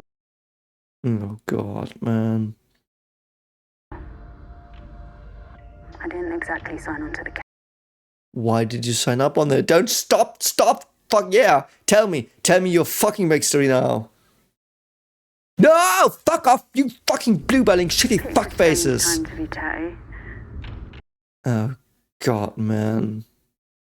It's so realistic, but it's so blue-balling. Remember McDowell's glass cats? Yes. Glass cats. Schrodinger's cats. I'm late shift. I caught him like petting them. Why not? It's trying to be alive. I really wish I'd gotten that story. Oh, God. The sound, man. Why not pet glass cats? Pretend plays to... I'm not gonna go into a plant. Like, if I go into play psychology, I will be here a lot longer than you want. And I did a bit of it last episode, so... This ship was vented on purpose. It's vented on purpose. It'd be a short-range shuttle parked there, bud. But it's short range, it can't have gone far. Folks, I do believe somebody got away. What, who? Julie? Otherwise, it would make no sense. We have to have Julie alive, I think. Otherwise, like, story-wise, it would make sense. Like, in-universe-wise, it's unlikely, but we need Julie alive, I think. Because Miller also has her as an objective. Miller might somehow get to them as well. I hope he joins the crew. It's doing the fucking weird string music that's gonna jump scare the fuck out of my ass. Oh, God, shit. Oh, God, shit. Oh, God, shit. What? Yeah, fine, as long as you don't have a fucking jumpscare ghost cop's asshole jumping at me. There's something in it. Yeah, that's what a save is for, you shitter. Oh, God. Oh, God. Naomi, there's battery backup on the control No, it's gonna be a jump scare. I knew there's gonna be a jump scare. You can't tell me it's not gonna be one. Yeah. Hope it's not too loud. I will just like. Okay, nothing yet. Calm down, Morty. Calm down. Man, I haven't seen a horror movie in years. I used to watch so many of them. Never got scared. Then I watched Ju-On. Fucking got scared. Almost shat my pants. Such a good movie. Wanted to do one for Halloween. I'm just rambling because I don't want to be jump scared. I'm stressed here. Holy shit, I'm so stressed. Oh, it's the fucking engine room we saw in episode 1, in the opening. Do you have The reactor was shut down properly. It was. By whom? I thought it was active when Julie got the cops shitter jumped at her. SOS. Naomi? No. Don't you dare! Don't you dare! Don't you dare! Oh god, it's doing the string shit again! It's gonna jump scare me so bad. What the fuck is that even? Is it an Ike or it's organic shittery? Organic shittery that's gonna jump scare me? Oh god, fuck me. That's the best thing you can do as a horror thing. Don't do anything in the end. Just gonna say this because I've been writing and consuming horror for a long time. Not recently, but for a long time. And building something up and not delivering is the best thing you can do sometimes. Because you saw me expecting a jump scare, didn't come, is even worse. Like, now we go to UN to have some happy times that might be political backstabbing, which is fine, but I will learn her name, Aparazaveza, or something like that. I'm closing in on it. But yeah, holy shit. So it was the reactor. So that was what we saw in episode 1. In episode 1, I thought the ship was bigger. Though I do think the ships look bigger from the inside than they are actually. Perhaps they're TARDISes. Just a joke. But some people said the Rocinante is 48 meters, which is nothing. And it looks so big. Anyway. We don't need to analyze that scene, though. It's just horror awesomeness.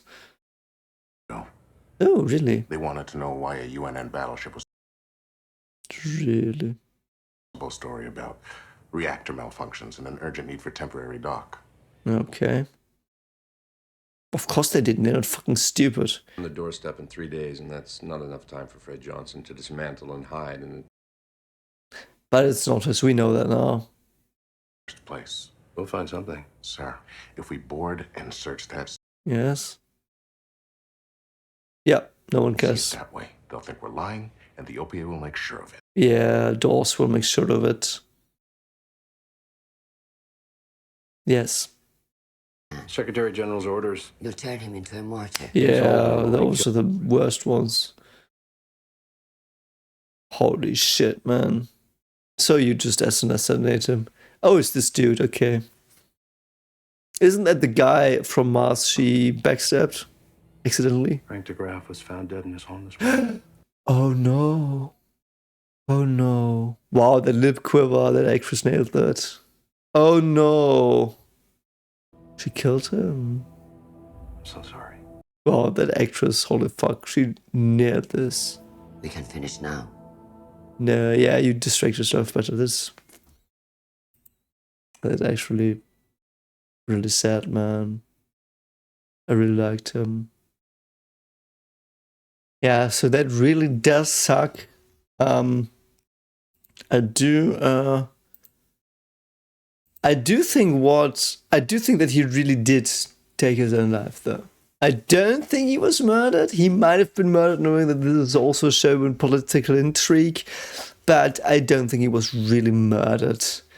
I would assume he did just lose his purpose, which funnily harkens back to the discussion of nihilism we've had. It kills you. Like, we know it does kill you. Let me actually, okay, let's fucking do it. So first of all, before we go into it, because I do think it's very central for survival if you are 60 or above years old, and I don't know if you watch these videos if you're that old, but it's pretty, one of the things that keeps you alive, and I will tell it very soon. But first I want to talk about Van der Graaf.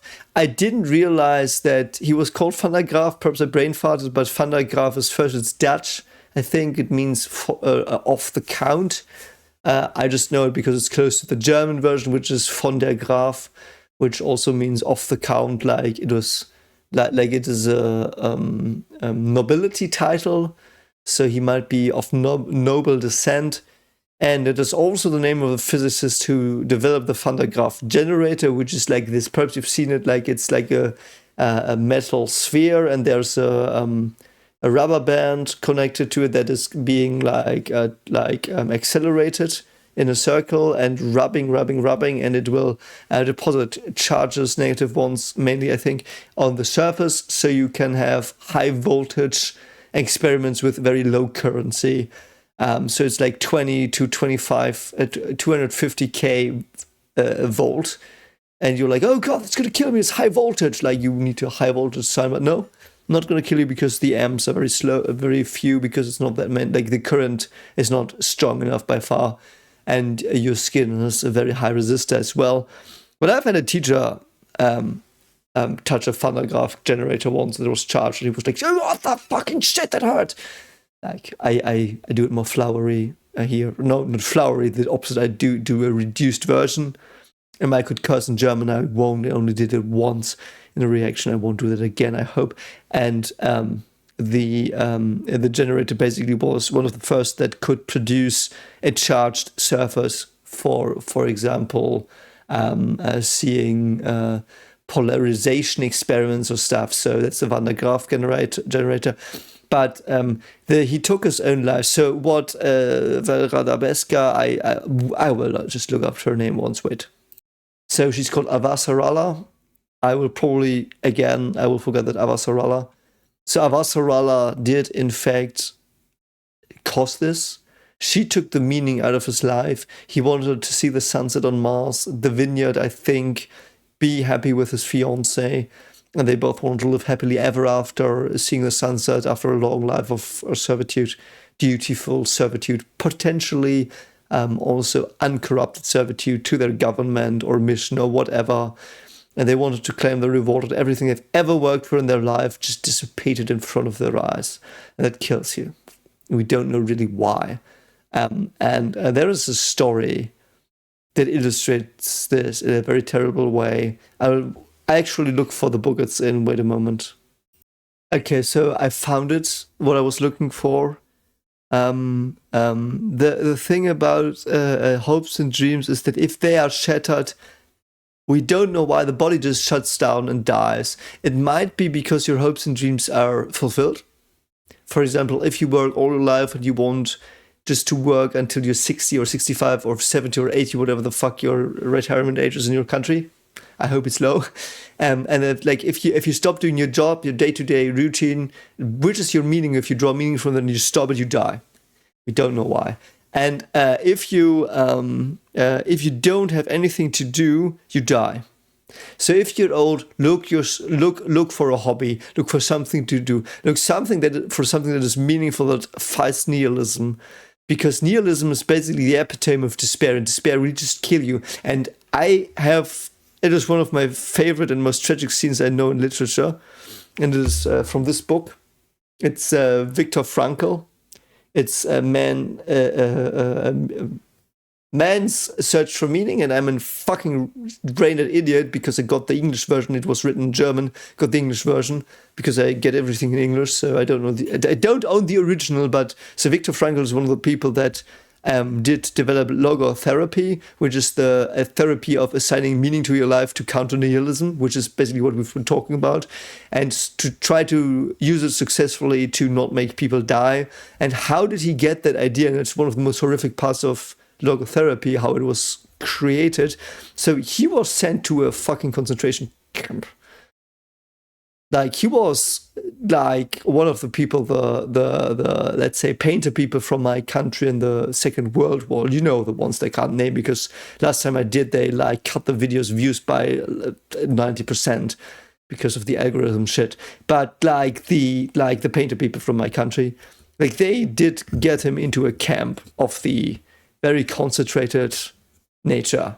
And he was a psychology professor or doctor or whatever, and he did his research in the camp, which is absolutely asinine. So he was a psychologist analyzing himself and the people in the camp. And he reported that, and after he got freed, he did write this book. And there is a scene, and I will read the scene. It's a bit longer. I hope I'm going to get copyright strike by who the fuck has published this. What Boston Beacon Press, please don't sue me. It's just a paragraph or two. So I do think it is one of the most horrific things I've ever read. It's not the most horrific thing in the book because it's in a concentration establishment. I'm so sorry I have to self-censor. I hate that, but I just don't want this video to get buried again because some of my videos are like, anyway. It's not only that, but it's also because it's niche content. I know that, but I know that is one of the reasons. So anyway, I will read it to you. So he's in the stream. He's in the camp of the certain concentrated manner, because I think he's a Jew. I don't know. I think he's a Jew. And so this is a scene. It's like basically one page of the book. You should read this book, must read in your life. So he tells this. I once had a dramatic demonstration of the close link between the loss of faith in the future, nihilism, and this dangerous giving up. F, my senior block warden, a fairly well-known composer and librettist, confided in me one day. I would like to tell you something, Doctor. I've had a strange dream. A voice told me that I could wish for something. That I should only say what I wanted to know and all my questions would be answered. What do you think I asked? That I would like to know when the war would be over for me. You know what I mean, Doctor, for me. I wanted to know when our camp would be liberated and our sufferings come to an end. And what did you have, and when did you have this dream? I asked. In February 1945, he answered. It was the beginning of March. What did your dream voice answer? Furtively he whispered to me, March 30th. When F told me about his dream, he was still full of hope and convinced that the voice of his dream would be right. But as the promised day drew nearer, the war news which reached our camp made it appear very unlikely that we would be free on the promised date. On March 29th, so one day earlier, F suddenly became ill and ran a high temperature. On March 30th, the day his prophecy had told him that the war and suffering would be over for him, he became delirious and lost consciousness. On March 31st, he was dead. To all outward appearances, he had died of typhus. And that is not the only report like this. It doesn't mean that you die from mysterious circumstance. You die by an illness, like obviously like a cold, what the fuck he was suffering. I just don't want to know because it's so horrible. But it's basically you let your defense systems down because your cognition will shut down your subconscious things as well with nihilism. And it's not the nihilism you might think of if you're like, I think nothing matters, but you still act out something that matters. But if you really start to teach your body that nothing matters, and if your hope dies, you just die. And this is just one example. Like, this is a very illustrative example, and you could argue that it was just chance or that he was, like, suffering. But you might also argue that he hoped for death. He didn't understand it, though. He hoped for death, for alleviation for the camp, but he misunderstood it as being saved by allies, but he was saved by eternal nothingness, which was better in his eyes than the suffering of the camp of the people in my country, which were assholes. And I have to censor myself because I'm going to get really mad at about them, because I do know people that suffered from them personally. They're not many anymore in Germany that are still alive, who were witness to those times, but I have talked to some. I've worked in nursing homes, and I've talked to the people who fled in the war. I've seen the people who did get caught by the trauma, and it was absolutely horrifying.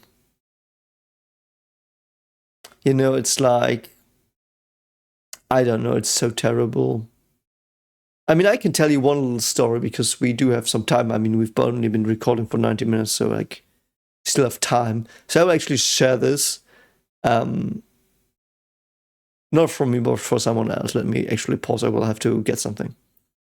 Yes, I haven't talked about this in a long time. I think last I talked about it was in the Attack on Titan reactions, which was like 2 years ago now. So I did work in a nursing home for a while when I did my studies. Like, I helped several people buy their groceries and stuff. Which, I mean, it was my part trying to give something back to people, because I did have a, I got money from a donation, not from a, what is it called? Not a charity, like, I mean, I got money because they thought I was good in stuff in school, whatever, and they, like, I don't know what the term is, I'm sorry, I'm brain dead currently. So anyway, so I went there to repay something back. So I went to this old woman. She was 65 at the time. It was some time ago, and she had lived in the World War. And I want to show you a picture of her. Like, I do have this on my nightstand. So that was her. I visited her in the nursing home for 2 years before she died. And she was such a kind soul, you know, and I mean, she was always a bit skeptical, as you see here. Let me see. But and she was a really cool person, and she had nothing left in the world. So I was her only person that could talk to her. And like, you know, you see, I wear the same tie here, I think, because it was a celebration, and I dressed myself up to make her happy a bit, like to be like, yeah, you are like, I appreciate what you do and who you are, and you've lived a long life. And she actually did flee in the Second World War. And before she died, a month before she died, she told me, like, I think it was one of the most scary and sad things I've ever experienced. Like, I went to her room, so I bought her basic stuff every week. And I went there and I was like, yeah, I've got this. And she was like, Marty, I did dream of the war again. And I was like, okay. And I didn't want her to force her to talk about it, but she wanted to talk about it because no one was left. Everyone had left her, and I was just a random dude visiting her. And like, but I was someone there, and she told me, like, she told me how she fled, and she was like, you know, this night I was there again. I was on that road, and my sister was with me, and we were on the cart. And we were in a little car drawn by a horse and a dude who did hide us to get us out of Berlin when we were overrun by, I think, the Russians. And we were so afraid. We were hiding under the hay. And I remember just like looking out of the hay, and there was the dude shot in the head, dropped dead. There was the dude shot in the head, they dropped dead next to us. They just dropped dead, Marty. They just dropped dead. And I'm still there. And it was 50 years after that.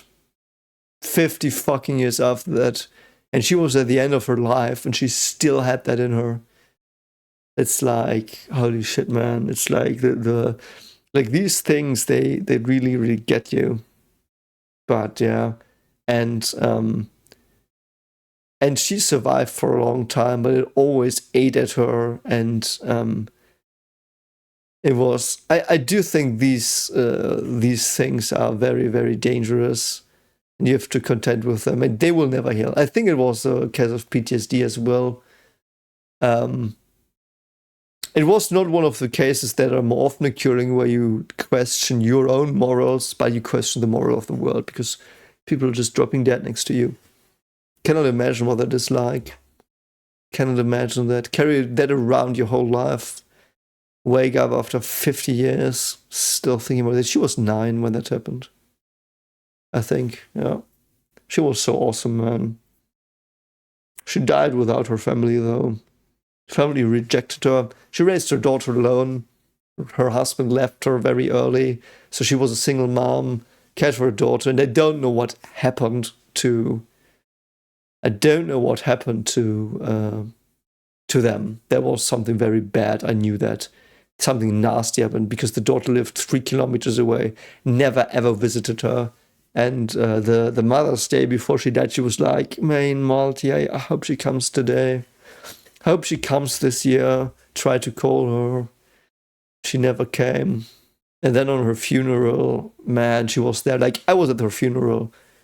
And I saw the daughter. And I was so full of hatred. I've never hated a person more than that daughter. And I know it was probably because I had missing information. Like, I know that rationally, but seeing her mother wither away and die in a fucking nursing home with her 3 kilometers away, never showing up for Christmas, never showing up anywhere, and the mother craving to just talk to her one more time before she dies and dying alone. And I was the fucking one who had to fucking whatever the confirm the corpse thing. Like, I saw a corpse, man, holy shit. It's the first corpse I saw. I had to confirm that it was her. Like, you have to have someone confirming the death that knows her. I don't know why. So they called me instead of her daughter. And I went there and I was like, yeah. I hope she's at peace now, wherever she is. I don't know. This is a character in my web novel that I inserted that is her. like in the sidelines, nothing important. But I just hope she has a good afterlife if that exists. That's what faith is, I think. Just hoping for the best, knowing it might not be. Driving us forward. Hope and not nihilism. Anyway, that was the next long tangent, but like, long story short, if you're old, find something you care for. Find something that drives you forward, because that will make you survive longer. You might still get some fucking cancer or shit, but that can happen earlier as well, but it's the best bet to stay healthy, because mental health is also linked with physical health. We don't know how the mechanisms work exactly, but your body and your soul, and I'm using metaphors here, they are closely connected and they feedback each other. This is why you do have placebo effects and decebo, I think it's called, the other one, the negative one. And that's also why this probably, why this was a thing with the dude dying in the concentration place. Anyway, that's yeah. And I do like that she played this, like, she didn't realize what she was doing with ratting him out. Like, not ratting him out, I know that's not the right word, like setting him up for failure. She didn't care. She wanted to, I don't know, protect people, I guess. Don't really know what she wants. Her name is Ava Sarala. I just looked it up again. So Ava Sarala, I should note that down somewhere here. I will next time. I will have a little sticky note, Eva Sarala, somewhere on the screen so I can pronounce it. But, like, and the actress, like, that was acting as well. And I wanted to talk about it with the Amos actor as well, the way he acts as well. Like, these little micro expressions. And I know they are not always coherent, but if actors do that, like, if there are small face movements that are in line with micro expressions, they sell so much stuff. So much stuff. And the Wes actor, the Amos Wes, is he called Wes Tithe? I don't know what he's called. Someone told me in the comments. But like the Amos actor and her as well, and some others as well, like Jared Harris does it as well, obviously because he's also a genius. But like they have these little micro expressions that are in line, and she like twitched. And you see like the guilt in her face and all of that, but she's not overacting anything. So also she has sun symbolism here. Is there a sun cult in her world? I don't know. So let's see what they do. So we are gonna get jump scared hopefully now. I kind of want a jump scare. I haven't had a jump scare for ages. Turn anything up? Negative. There's not another soul on board. Nobody. So you can scan for that. Are you scanning for body heat? You could use metal wrap. Oh god, no! Don't jump scare me. So the drone, at least I do think it has a gun. I also love that the drone doesn't have propellers, but these boosters, like these little vents. Oh. Luminescence. Energy produced. What bio shittery do we have? I hate bio horror. Love writing it, but... I'll check the logs. Yeah, that's true. Try though. And he's like, go fuck off. I love them. I kind of hope the spy dude is gonna stay for a little longer, though he's the one that might die if something happens. What is the goo shit? It's also luminescent. It's interesting. Why is it a thing? Why is there fucking goo? Like, who fucking gooed all over your fucking engine? Not menacing innuendo, it's just goo. Don't have dirty thoughts. But why the drive? Maybe it's... No, it's not. Ooh, nanofluid, okay. Is it nanites, though? Why would you float towards it? Stop it! Oh, good fucking god, man. Don't do it. Don't do... The ship's called the Anubis. The Anubis. Oh no! It is the Anubis. Oh god. It's pronounced You're dead. Egyptian. Yeah, you're dead as well. Oh god. Oh god, something's gonna trap him. Some fucking space goo's gonna trap him. Oh god, is it moving? Is the space goo moving? And it's not. Okay. I hate space goo. Yeah. Yes. The crew, except for Lionel Polanski, who somehow survived. Yeah, and her. Vents the ship, and then leaves a nuclear missile, state-of-the-art. Yes. Why? That makes sense to anybody? No, why? Ship's in perfect condition. Why would he just leave? Because it's contaminated your sheds. Oh, Jesus fucking Christ. Oh, God. Who was on this ship was headed to Heroes from Phoebe's. Yeah, we know that. Lopez said they found everyone on Phoebe dead. Some toxic spill or something. No, it was the goo. Yeah, it's the goo. It will infect you too. I have a real bad feeling about this. Really? Oh, God. It's gonna take him. Jesus. What is happening? It's, oh God, it's growing, fuck. Naomi, what's going on? It's fucking growing, space alien shit that's growing, that's what's fucking going on. From the reactor. I'm shutting everything down. What is it doing though? Is it an alien? Is it a fucking alien goose shitter? Oh God. Oh God. Yeah, kill the power so it doesn't luminescence shit. Oh fucking God, man. For a second, it felt like that thing was... It was alive. Yeah, of course it was alive. It fucking moved, you shitter. It's alive. Cut out the computer cores. It's time to leave. It's not time to leave. It's time to nuke the shitter into the rock and nuke the rock and throw it into the sun. Biohazard. We need full decontamination. No, shit. Without it. Oh, good fucking God. We need to jettison them quick. That won't do anything. It's space fucking alien goo. It might still be on you. Yeah, piss off. Piss off as far as you can. Nuke the shit out of the thing. I know you should research it and all that stuff, but no.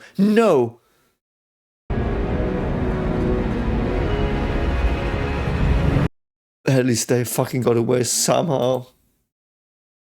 Jesus fucking Christ, man. Ooh. Okay, so the alien goo, it's bio. There are several associations I have with biotechnology, in this case, in sci-fi. Hive mind is the first one, obviously. I mean, obviously, hive mind's the first one, so we might have an alien hive mind thing, because that's always what it is. Like the goo, the weird fucking tyrannid-like shitters.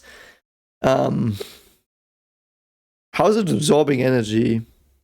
From a physics perspective, you absorb energy by for example, electrons. Like there are several ways to absorb energy, but two main ones are excitation of atoms, which would be in line with the luminescence. So it's basically you put electrons in higher states and let them throw down. So I will actually, because I will again sketch it, because we have time. We only record it for some time. What's this? It's a sphere. It's a ball. Might be a blob. Might be the alien blob that eats everything. It's not the blob though. So, okay. Do you have one more thing? Okay. Weird things I'm drawing. Ooh, what's this? We don't know what it. You don't. You know I'm drawing an atom. I'm just fucking with you. Okay, so if you like put energy into this, this will go to the higher layer. You know. So that's basic physics. I just drew a hydrogen atom for easy sake. Like the more charges you have, the more protons and neutrons in the core you have, the more complicated it is. You have to do perturbation shit and stuff, but it doesn't matter. So the electron goes into a higher state by absorbing energy. So you put energy, which is the photon, in here, and you put it up into this level, so it's farther away. It stores energy, and then it drops back and emits the energy again. No, it doesn't. That's really shitty what I just did. It's wrong. I mean, it's like it's a very old model. It's not wrong, but it's not what happens. So basically, on the more quantum physics approach, and this is the same in a way. Like if you if you envision it like this, you don't envision anything that happens. Like there are no balls, there's no flying around in orbits. That's not what happens. But what basically happens is, so you do have an atom, which is just a potential. So it's just like a very confined space, charge-wise. And I simplify that. So and if there is an electron and it does have a certain frequency, it can be in like, it's a standing wave, the electron, by quantum physics. So it's like, sorry, it's quantum physics. So quantum physics says electrons can be described as waves. We do that here because we use quantum physics, so the electron is in a confined space as a wave. And if you take a photon, comes here, it goes into the atom, then the atom will be like, for example, this. You know, it gets more excited. It goes more excited. And that means the energy is higher. Because energy is determined by the frequency or the wavelength. If the wavelength diminishes, like from this one, which is the long wave, to this one, which is the shorter wave. So basically the energy of the blue is double that of the energy of the yellow. Like you can imagine taking a rope and swinging it slowly. You will get like also like these bulbs and the like oscillating. But if you go faster, yet somehow it's not 2 bulbs, suddenly it's 4. It's the same effect. Like the electron is like that. And so there's more energy stored because it's like oscillating quicker. The electron is oscillating quicker. And it's not material anymore, it's 4-dimensional. I won't go into it because I have before in others reactions, and I do think it would derail it here. But basically, like, if you want to make this calmer, so if you want to go from yellow to blue, if it's not blue, I'm colorblind, I'm sorry, it might be green. So if you go from yellow to the other color, you give it energy. And if something is in the non-yellow state here, this blue, green, whatever the fuck that is, state, again, sorry, I'm colorblind. So it's like this state does not, it's not stable. It wants to go back into basically the ultimate lowest level state, which is this one. It's just this thing going like up and down. And to do that, it has to send out an electron again. There it goes, of a certain frequency, like basically the frequency of the energy you won by this. And that is luminescence. So if why am I telling you this? So if there are atoms coating an engine that's giving off light or electromagnetic radiation, the electrons and also the protons and neutrons, that as well, but it's most common explained with electrons, they will get into excited states like this.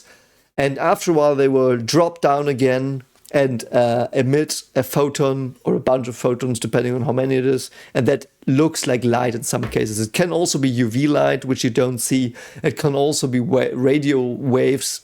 Technically, it's not, but like theoretically, the idea is there. And that's what's emitted. That's why it's glowing. So it takes energy, it absorbs it, and part of the energy is re-emitted into the into invisible spectra. And high energies are not visible, so it is probably excited with high energies, and because it radiates low energies, which you can see as colors, like it's the electric field in the spectrum of, I think, it's like 300, 400 nanometers to 800 nanometers. That's what you can see. And so it's pretty lowish energy that light is, that you see. And so it does exactly that. So that's why this alien thing is luminescent. The thing I don't know is why it's fucking alive. Why is it alive? It's alive. Like it just lives, it grows rapidly. Where does it get the energy from? From the fusion core, I guess. What's it doing? Does it have sentience? Probably not. Is it a hive mind? Probably not. I don't think. Perhaps it's a hive mind. So they created that on Phoebe. Everyone died, contaminated with the shittery. So you should just burn this. I think. Should you burn it? I mean, you could be Daedalus and Icarus, fly too close to the sun and be like, yeah, we have this under control, just preserve it. We'll do research on it, and then it breaks out and fucks up everything, so. Anyway, that's what I think about this scene, and this is why it glows, because like this is how this worked theoretically with with emitting light because of energy absorption. Because some energies just make your electrons drop back into like less excited states. It's just how it is. Because everything wants to be low energy. It's like you don't want to run marathons. You just want to be on a couch sleeping. It's like an electron, and just like it. If it's excited, it just want to be excited. It wants to go on its electron couch, and while doing that, it emits a photon. So yeah.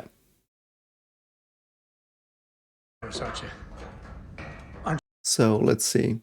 So it's gonna be there. Yeah. I know that place. You do? Yeah. What's your itinerary, my friend? Okay. When we find Polanski. He's true as well. I don't think he lies, really. Because that one lie he did that killed his crew, he couldn't even keep that to himself. Scrap.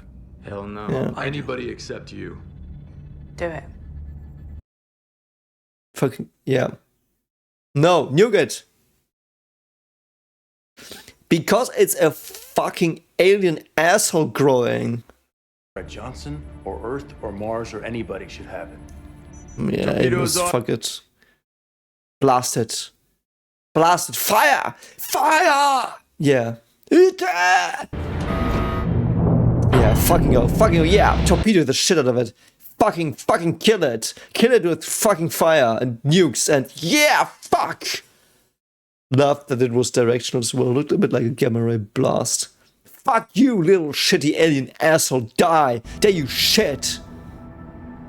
No, it didn't even nuke the whole. Oh no, if it is like spores, it might disperse the spores now. Oh god, don't do that. It might. I remember they can't. It wasn't softly, that was like full of fucking trauma, but holy shit, man. So they will meet Miller on Aero Station. But what if it latches onto Diogo or stuff? He's still floating in space like a Chekhov's gun. So Miller, what's it gonna be? Eros Station. Aero Station police services are provided by CPN Security. Yeah. No, don't trust them.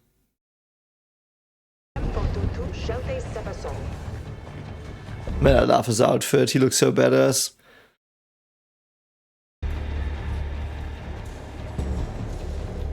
I love the shape of the asteroid as well. Or the moon, whatever.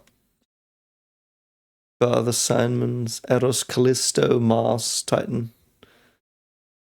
Titan, I think, is that Jupiter or Saturn? I always confuse those two. Don't shout at me too much for that. What is that? Hey, I was wondering.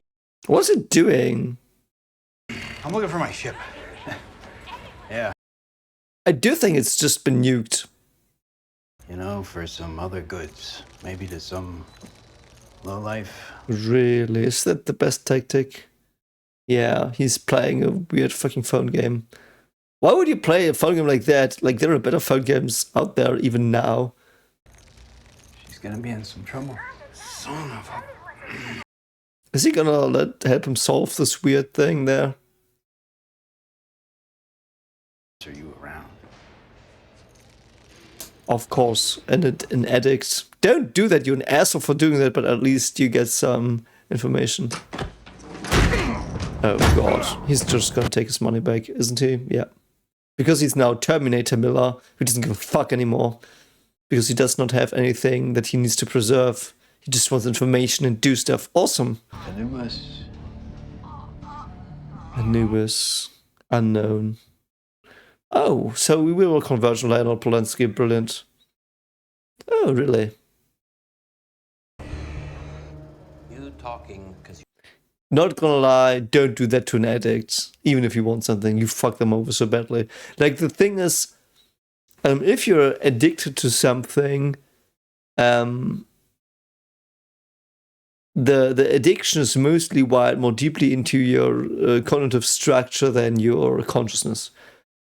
So you have to really try to, what I said, like it's like a building. You have to like rebuild the ground floor somehow, because the ground floor is is the addiction often, and you have to build on flaws on top of that are not the addiction to detract from it, or build a parallel building in your brain. Like, I know that, like, if you remember the metaphor of the brain being a building, and the more primal things are down and you build on top of stuff, so the addiction is here, you have to build another branch of the building, but in stress you fall back to the addiction.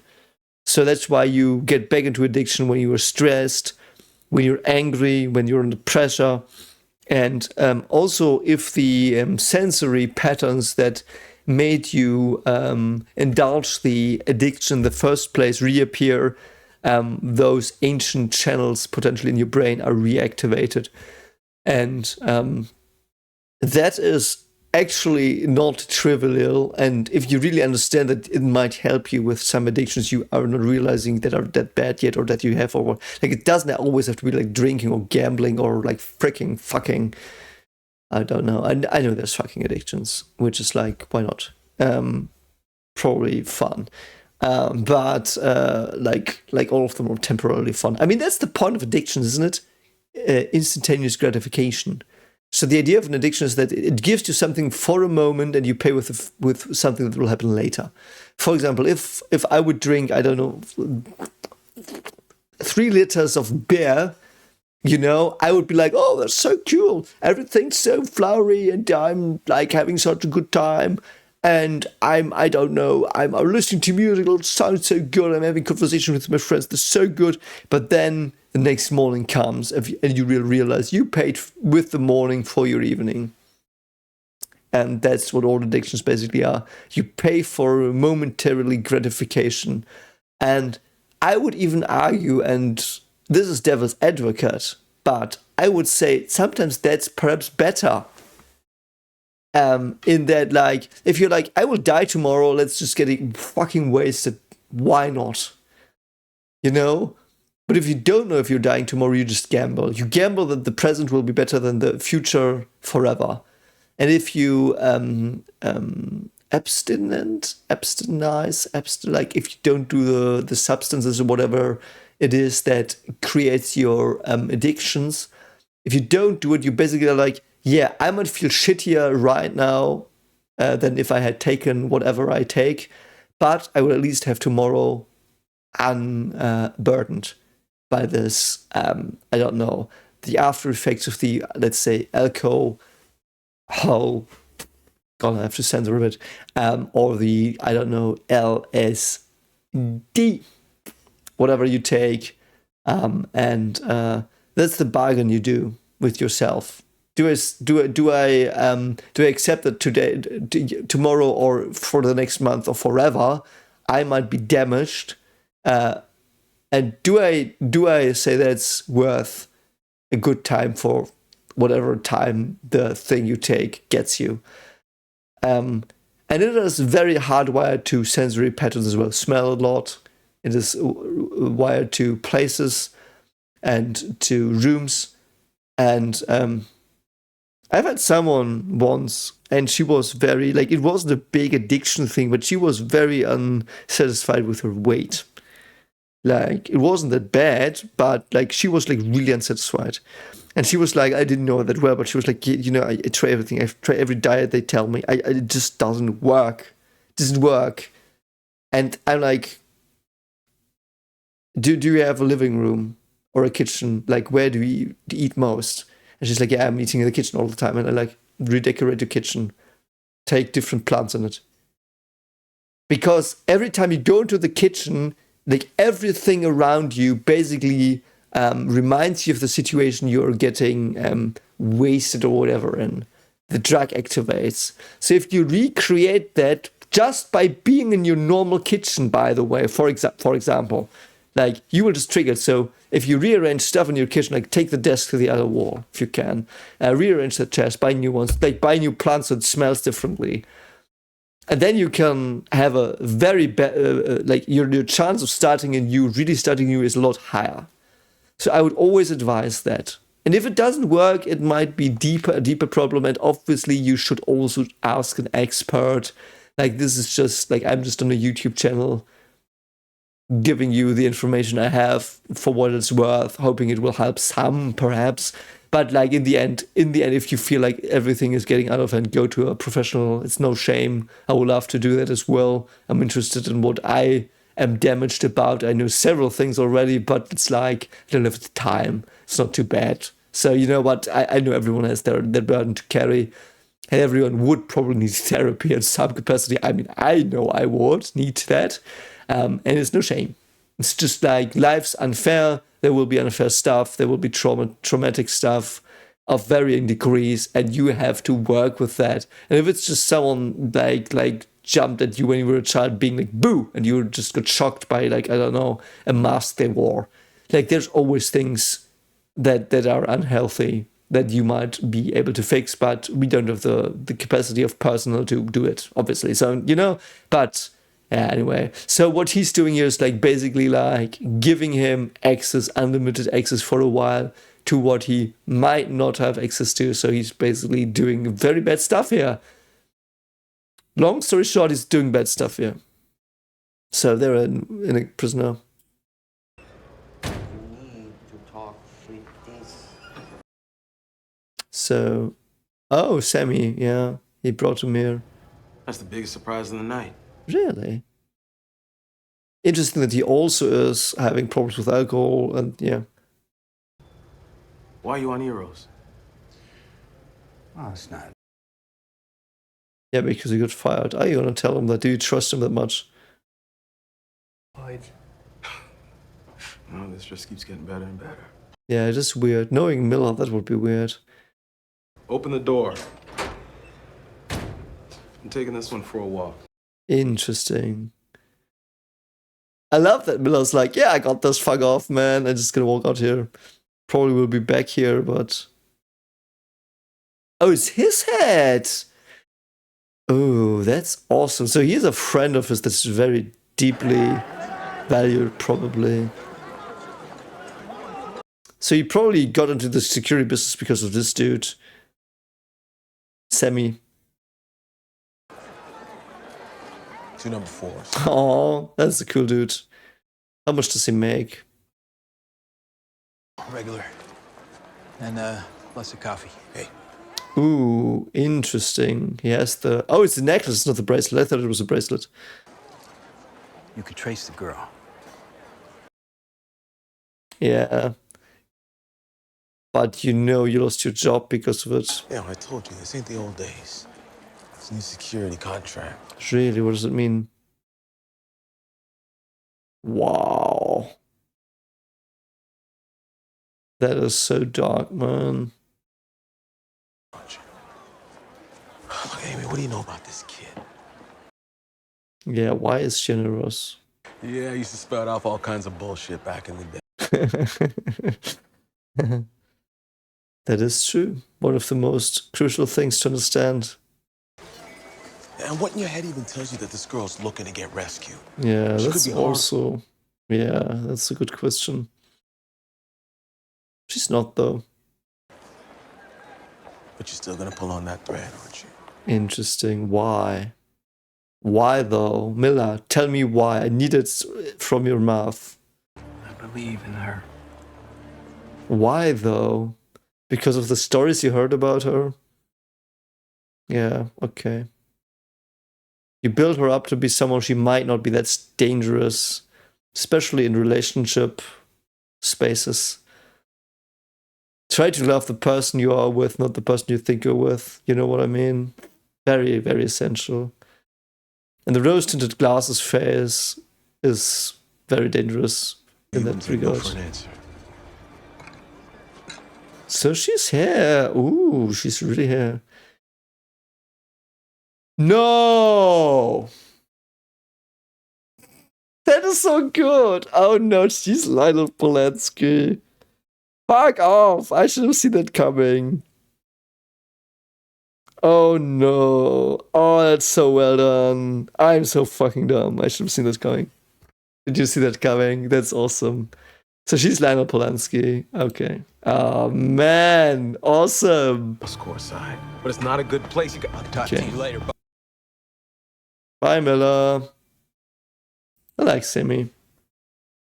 So the thing about, just a short comment, hope it's not too long, actually. The road is to hell is paved with good intentions. I think it's one of the most crucial things we currently forget.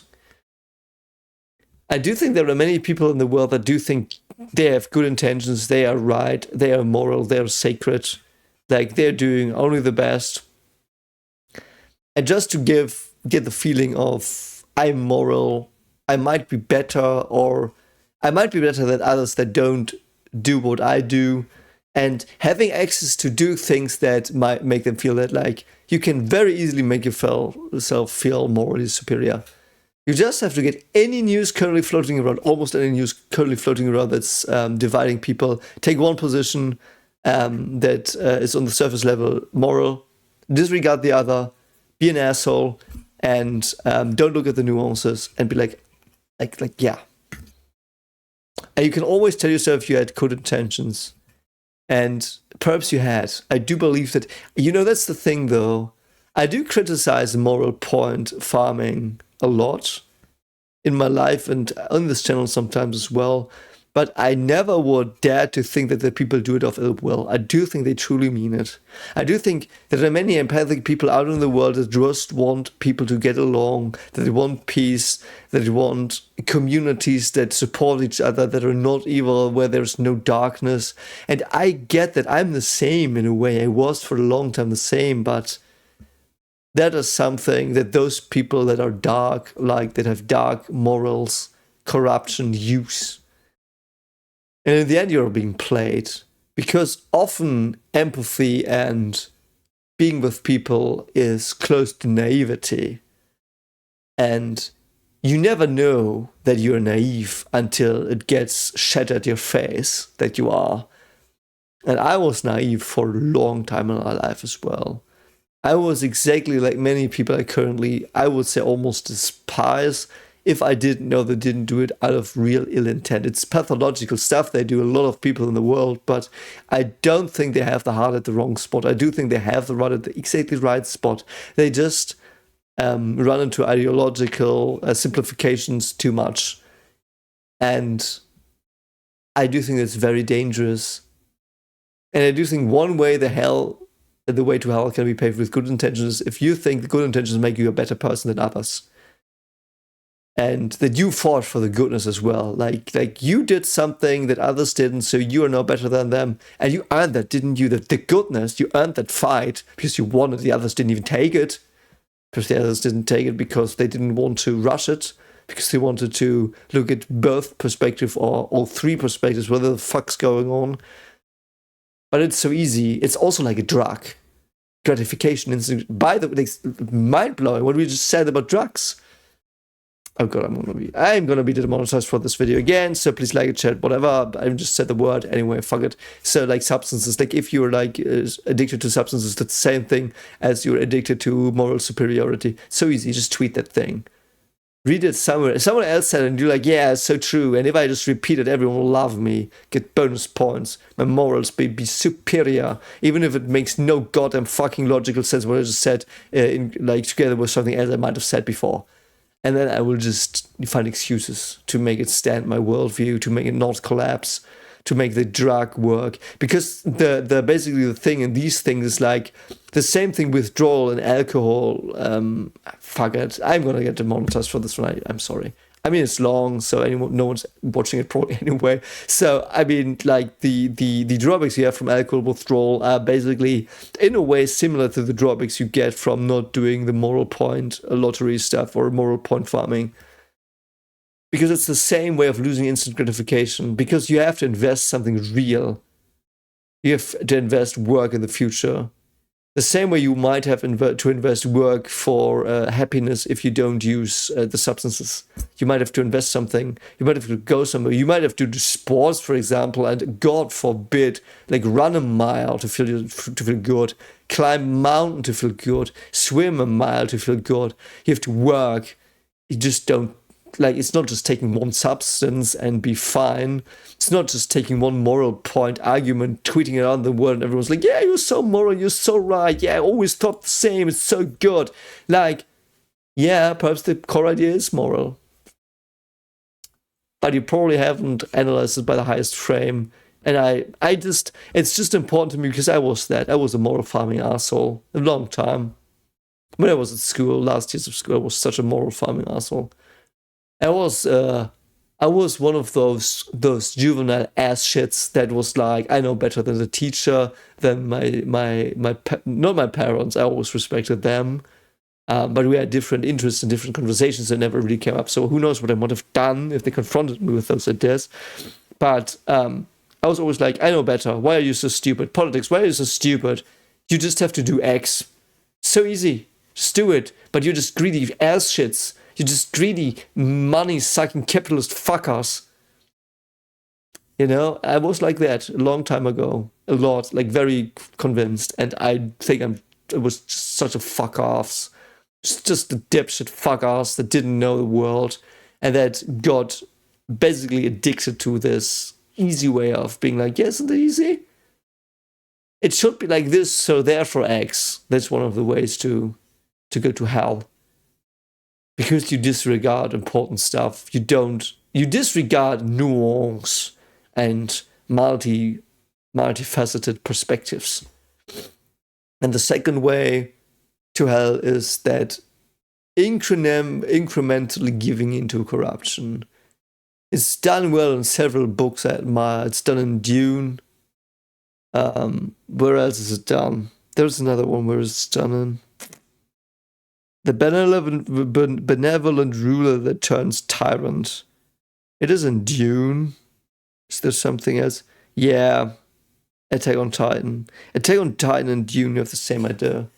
There's someone you root for, that's the hero, and they fall through corruption and selfish thoughts or purpose or whatever. They fall to some higher power incrementally. Because every step they do, they think they're justified, and just piles up a bit more. It just gets a bit worse what they do. It's just a bit worse, but it piles up. And then you go from slaying monsters that you hate, that just devour your family and friends that are evil, clearly evil apparently, and you go from that to trampling little children that are innocent, killing them without mercy, knowing they were innocent. That's the way you can go with incremental piling of moral superiority and paying just once a little price, and you pay a little price once every second you do stuff, and it just piles up. So those are the ways to go to hell with good intentions. The one is that you incrementally let your good intentions get warped into actually terrible ones, so you justify them with the good ones, and the other way is to hollowly seek for the good intention point farming, and you don't realize you're being used by other people, the system, or whatever the fuck you're used, or any ideology. So yeah. Anyway, what do we have here? Tycho Station. This is Tycho Station. Yeah. Ethan Hale has just flipped and is decelerating towards us at full. Holy shit, are we gonna meet? Please. This is a request to dock for repairs, claiming a react. Oh god. Okay. Roughly 2 days, sir. Keep me posted. But who is that? Isn't it Holden and stuff? I didn't get the name. It's not. It's a real-time tactical record of the Doninger battle, right? Oh, wow. Holy shit. Yeah. They also got high-res images of the attacking ship. What are they like? So he doesn't know that. You can see here, but they were able to collect highly detailed. Yes, so it's like a fingerprint, I guess. They did fly closer to those ships than anyone else in the system. So he doesn't know them. I'm surprised. Yes, what is it? No, don't show me. Not him, not just him. Show me. Fuck you. Show me. No, show me. No. I wish I could have seen it in his heyday. Get the fucking camera around so I can see the fucking screen. Whatever. I know it's good writing. I'm just frustrated because it is good writing. It's what I would have done. Please shut your word hole. I love that they're just in some slums here. So who's gonna meet Juliet first? Are they gonna meet Miller or Julie? So he's still reporting it to someone. That's such a rundown hotel. Looks like mold on the side of the desk. Holy shit. Disgusting. See some act. Okay. Last time I was here, this machine did. Yes. Interesting. What's happening here? There's something in the subtext that I don't understand. Alex, of course, goes for the Joy Girl. Amos might make her talk, though, because he knows people like her on a more empathic level.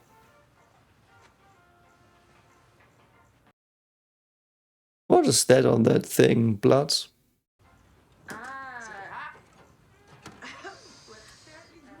Why is this so tense? Nothing's happening. It's not as bad as the alien fucking goo shit. Here you go. Oh god, I'm so anxious. Help you? Looking for a friend who checked into a room. Oh god. He knows, though. Oh god. It's his birthday. Oh god.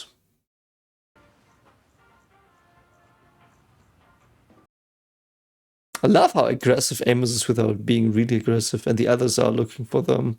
Yeah, they know. They know her, I think. What's he doing? Oh no, they are. Oh no, he's just hiring her currently. Okay, I think. Oh no. Oh god. Call up for you? No, it's a. No, Jesus fuck, what's gonna happen? Like, Kenzo's gonna fuck them over, I feel. I still don't know if he's reporting to someone or if he's just recording shit.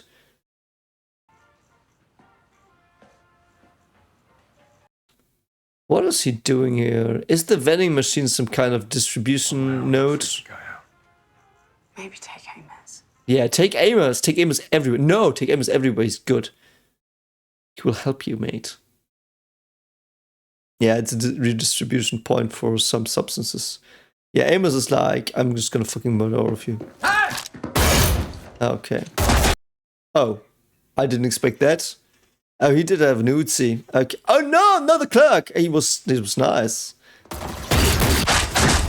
Holy shit, man! I didn't expect that. Miller, come and fuck them up from the back. Do they have auto aim somehow? Oh god, man. Run out of air. Yeah. And I do think there are thugs on the distribution station for drugs there or something. I don't even know if that's an Uzi. I don't think it is. This is an SMG, definitely, though. No, it's not an Uzi. Yeah, Miller! Fuck yeah, Miller! Fuck them up. That was a lot of blood on the wall. I guess we didn't see the Coriolis Force for that blood today. Holy fuck, finally they meet. I want him to join the Roshinante. That's so insane. 8 episodes, then they finally meet. Awesome. Man, it's so cool. Yeah. Oh, it's so cool. Oh, I love it. Yeah, he was once. Yeah. No. Oh, I thought they would cut. Okay. Who the hell are you? Yeah, I mean, we can talk a bit about the situation. I do think everyone was armed basically because it's a thug den. I guess that's all I can say about it. Interesting, yeah. So who's gonna comfort them? Oh god. Yeah. Shots fired, a bunch of dead bodies, so I sure hope it's you. Holy fuck. No, you just need to trust him here, even though you won't, perhaps, but I'm Miller, I'm badass. Now, any second, there's going to be another group of thugs coming through that door this time. I love that the police as well. Holy shit, man. Let's go to fucking Julie. If Julie meets them in this episode, that would be such an awesome progression, man. I love when storylines converge. So satisfying. Makes so much sense as well. Please, Julie, just be there. Even if you're called Lionel now, I don't give a shit. Just be there. Tell me what the alien goo that eats up things is. Oh, I don't think that dude. Yeah, at least you didn't shoot him in the face. Well, Alex's actor also is very, very much nailing this.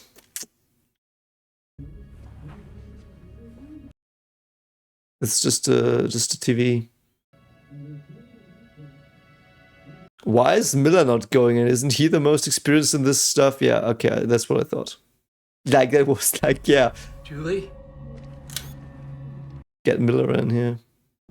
Oh, God, what's that? Oh, no. I'm glad we don't smell that smell. Ozone. Ozone? From what? UV light? UV light creates ozone? Yeah, we know that. Oh god, man. What's gonna happen here? Nothing there, nothing left, everything gone. Is there a secret compartment somewhere? I need Julie to meet up with them and just, like, them go on a fucking mission of having a spaceship going on adventures to find out the secret of the alien goo. Yeah, she did. So, and they tried to cover it up. So is she in the prison? Same as that reactor. Okay. Anything. Yeah, because it might be contaminated. Wait. Come on, come on. What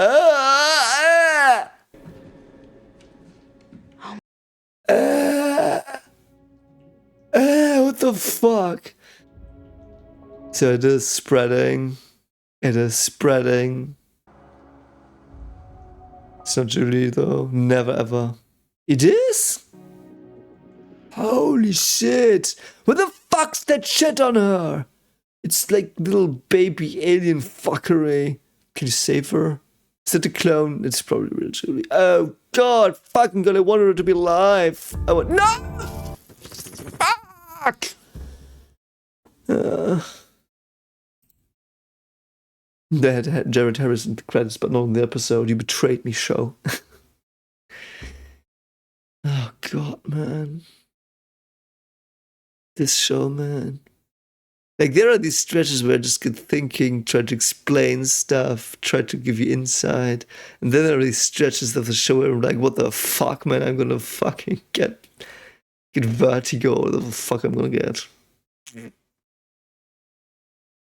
It was so good. That was so good, man. So we have everything converged now. Other than Ava Sarala. I probably still butchered that. She's still not part of the team, but I guess she won't be. I mean, she's also looking for Holden. She doesn't feel like a main cast a spaceship joiner, though. I know that is not a word that exists. Now it does. Like the space horror is awesome. I mean, it's not Lovecraftian yet, but there are some vibes because Lovecraftian horror is often more biological and psychological than metallic and mechanical. Might still be nanites. It's nanites turning cells. I don't know what it is though. Is it a MacGuffin that turns everything? Like, you normally in sci-fi need a MacGuffins to make your science fiction work. Mostly it's a discovery of the world formula, of the theory of everything that makes other technologies work and stuff, which brings the show into sci-fi level. So Julie's fucking eaten by space cancer, luminescent slug shit. That's sad. So where do we go from here? Every lead is dead. The only lead that's not dead is Anderson Butcher, like Dawes and Anderson Butcher, Station Butcher. What's it? Fred Johnson and Jared Harris' character and Andrew Dawes. They are the only leads we currently have. Other than that, everyone's clueless, I think. There are probably other people who do know, but we don't know them yet. Very fascinating. I love that Miller joined the crew. I hope he stays there.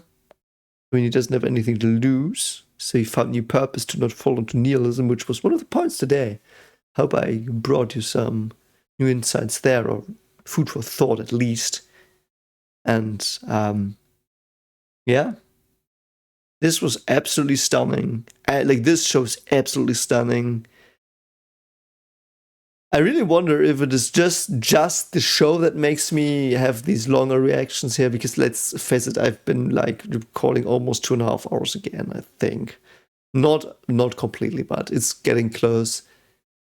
And hadn't there been the action sequences, this would have broken 3 hours. And I don't know if it's because it's a very well-written show, which it is, and well-acted and all that stuff, or if it is also because it's live action, I can see even more stuff because it's denser than more a drawn animation. Which is, I don't know.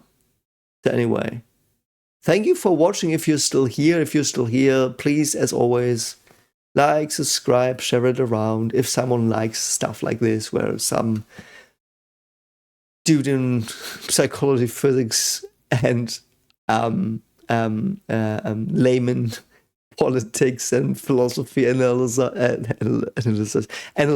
is rambling on about God and the world, as we say in German, do be my guest. Tell me what you thought about the black, not the black goo. Is it black? Like the goo stuff, and of the things in the episode. Like the Mormons especially, like it feels so insignificant currently, but it's like brought up twice now. They showed the ship. It's at least an interesting theme, even if they don't follow up on it. I really love that. I mean, the first 4 minutes of this episode did fill an hour, and I do think it made me think a lot of awesome stuff. Anyway, hope you're not as exhausted as I am now, like positively exhausted, still exhausted. And I hope you have a great day. As always, do take care of yourself. Do not forget to check out my web novel if you're interested in my own writings and ideas. Yeah, if you like that, let me know, like, and share that as well. Like, that's my passion project. Don't know if you're interested. And if you're not, we will see each other again very soon. Take care of yourself, and I will see you around. Bye.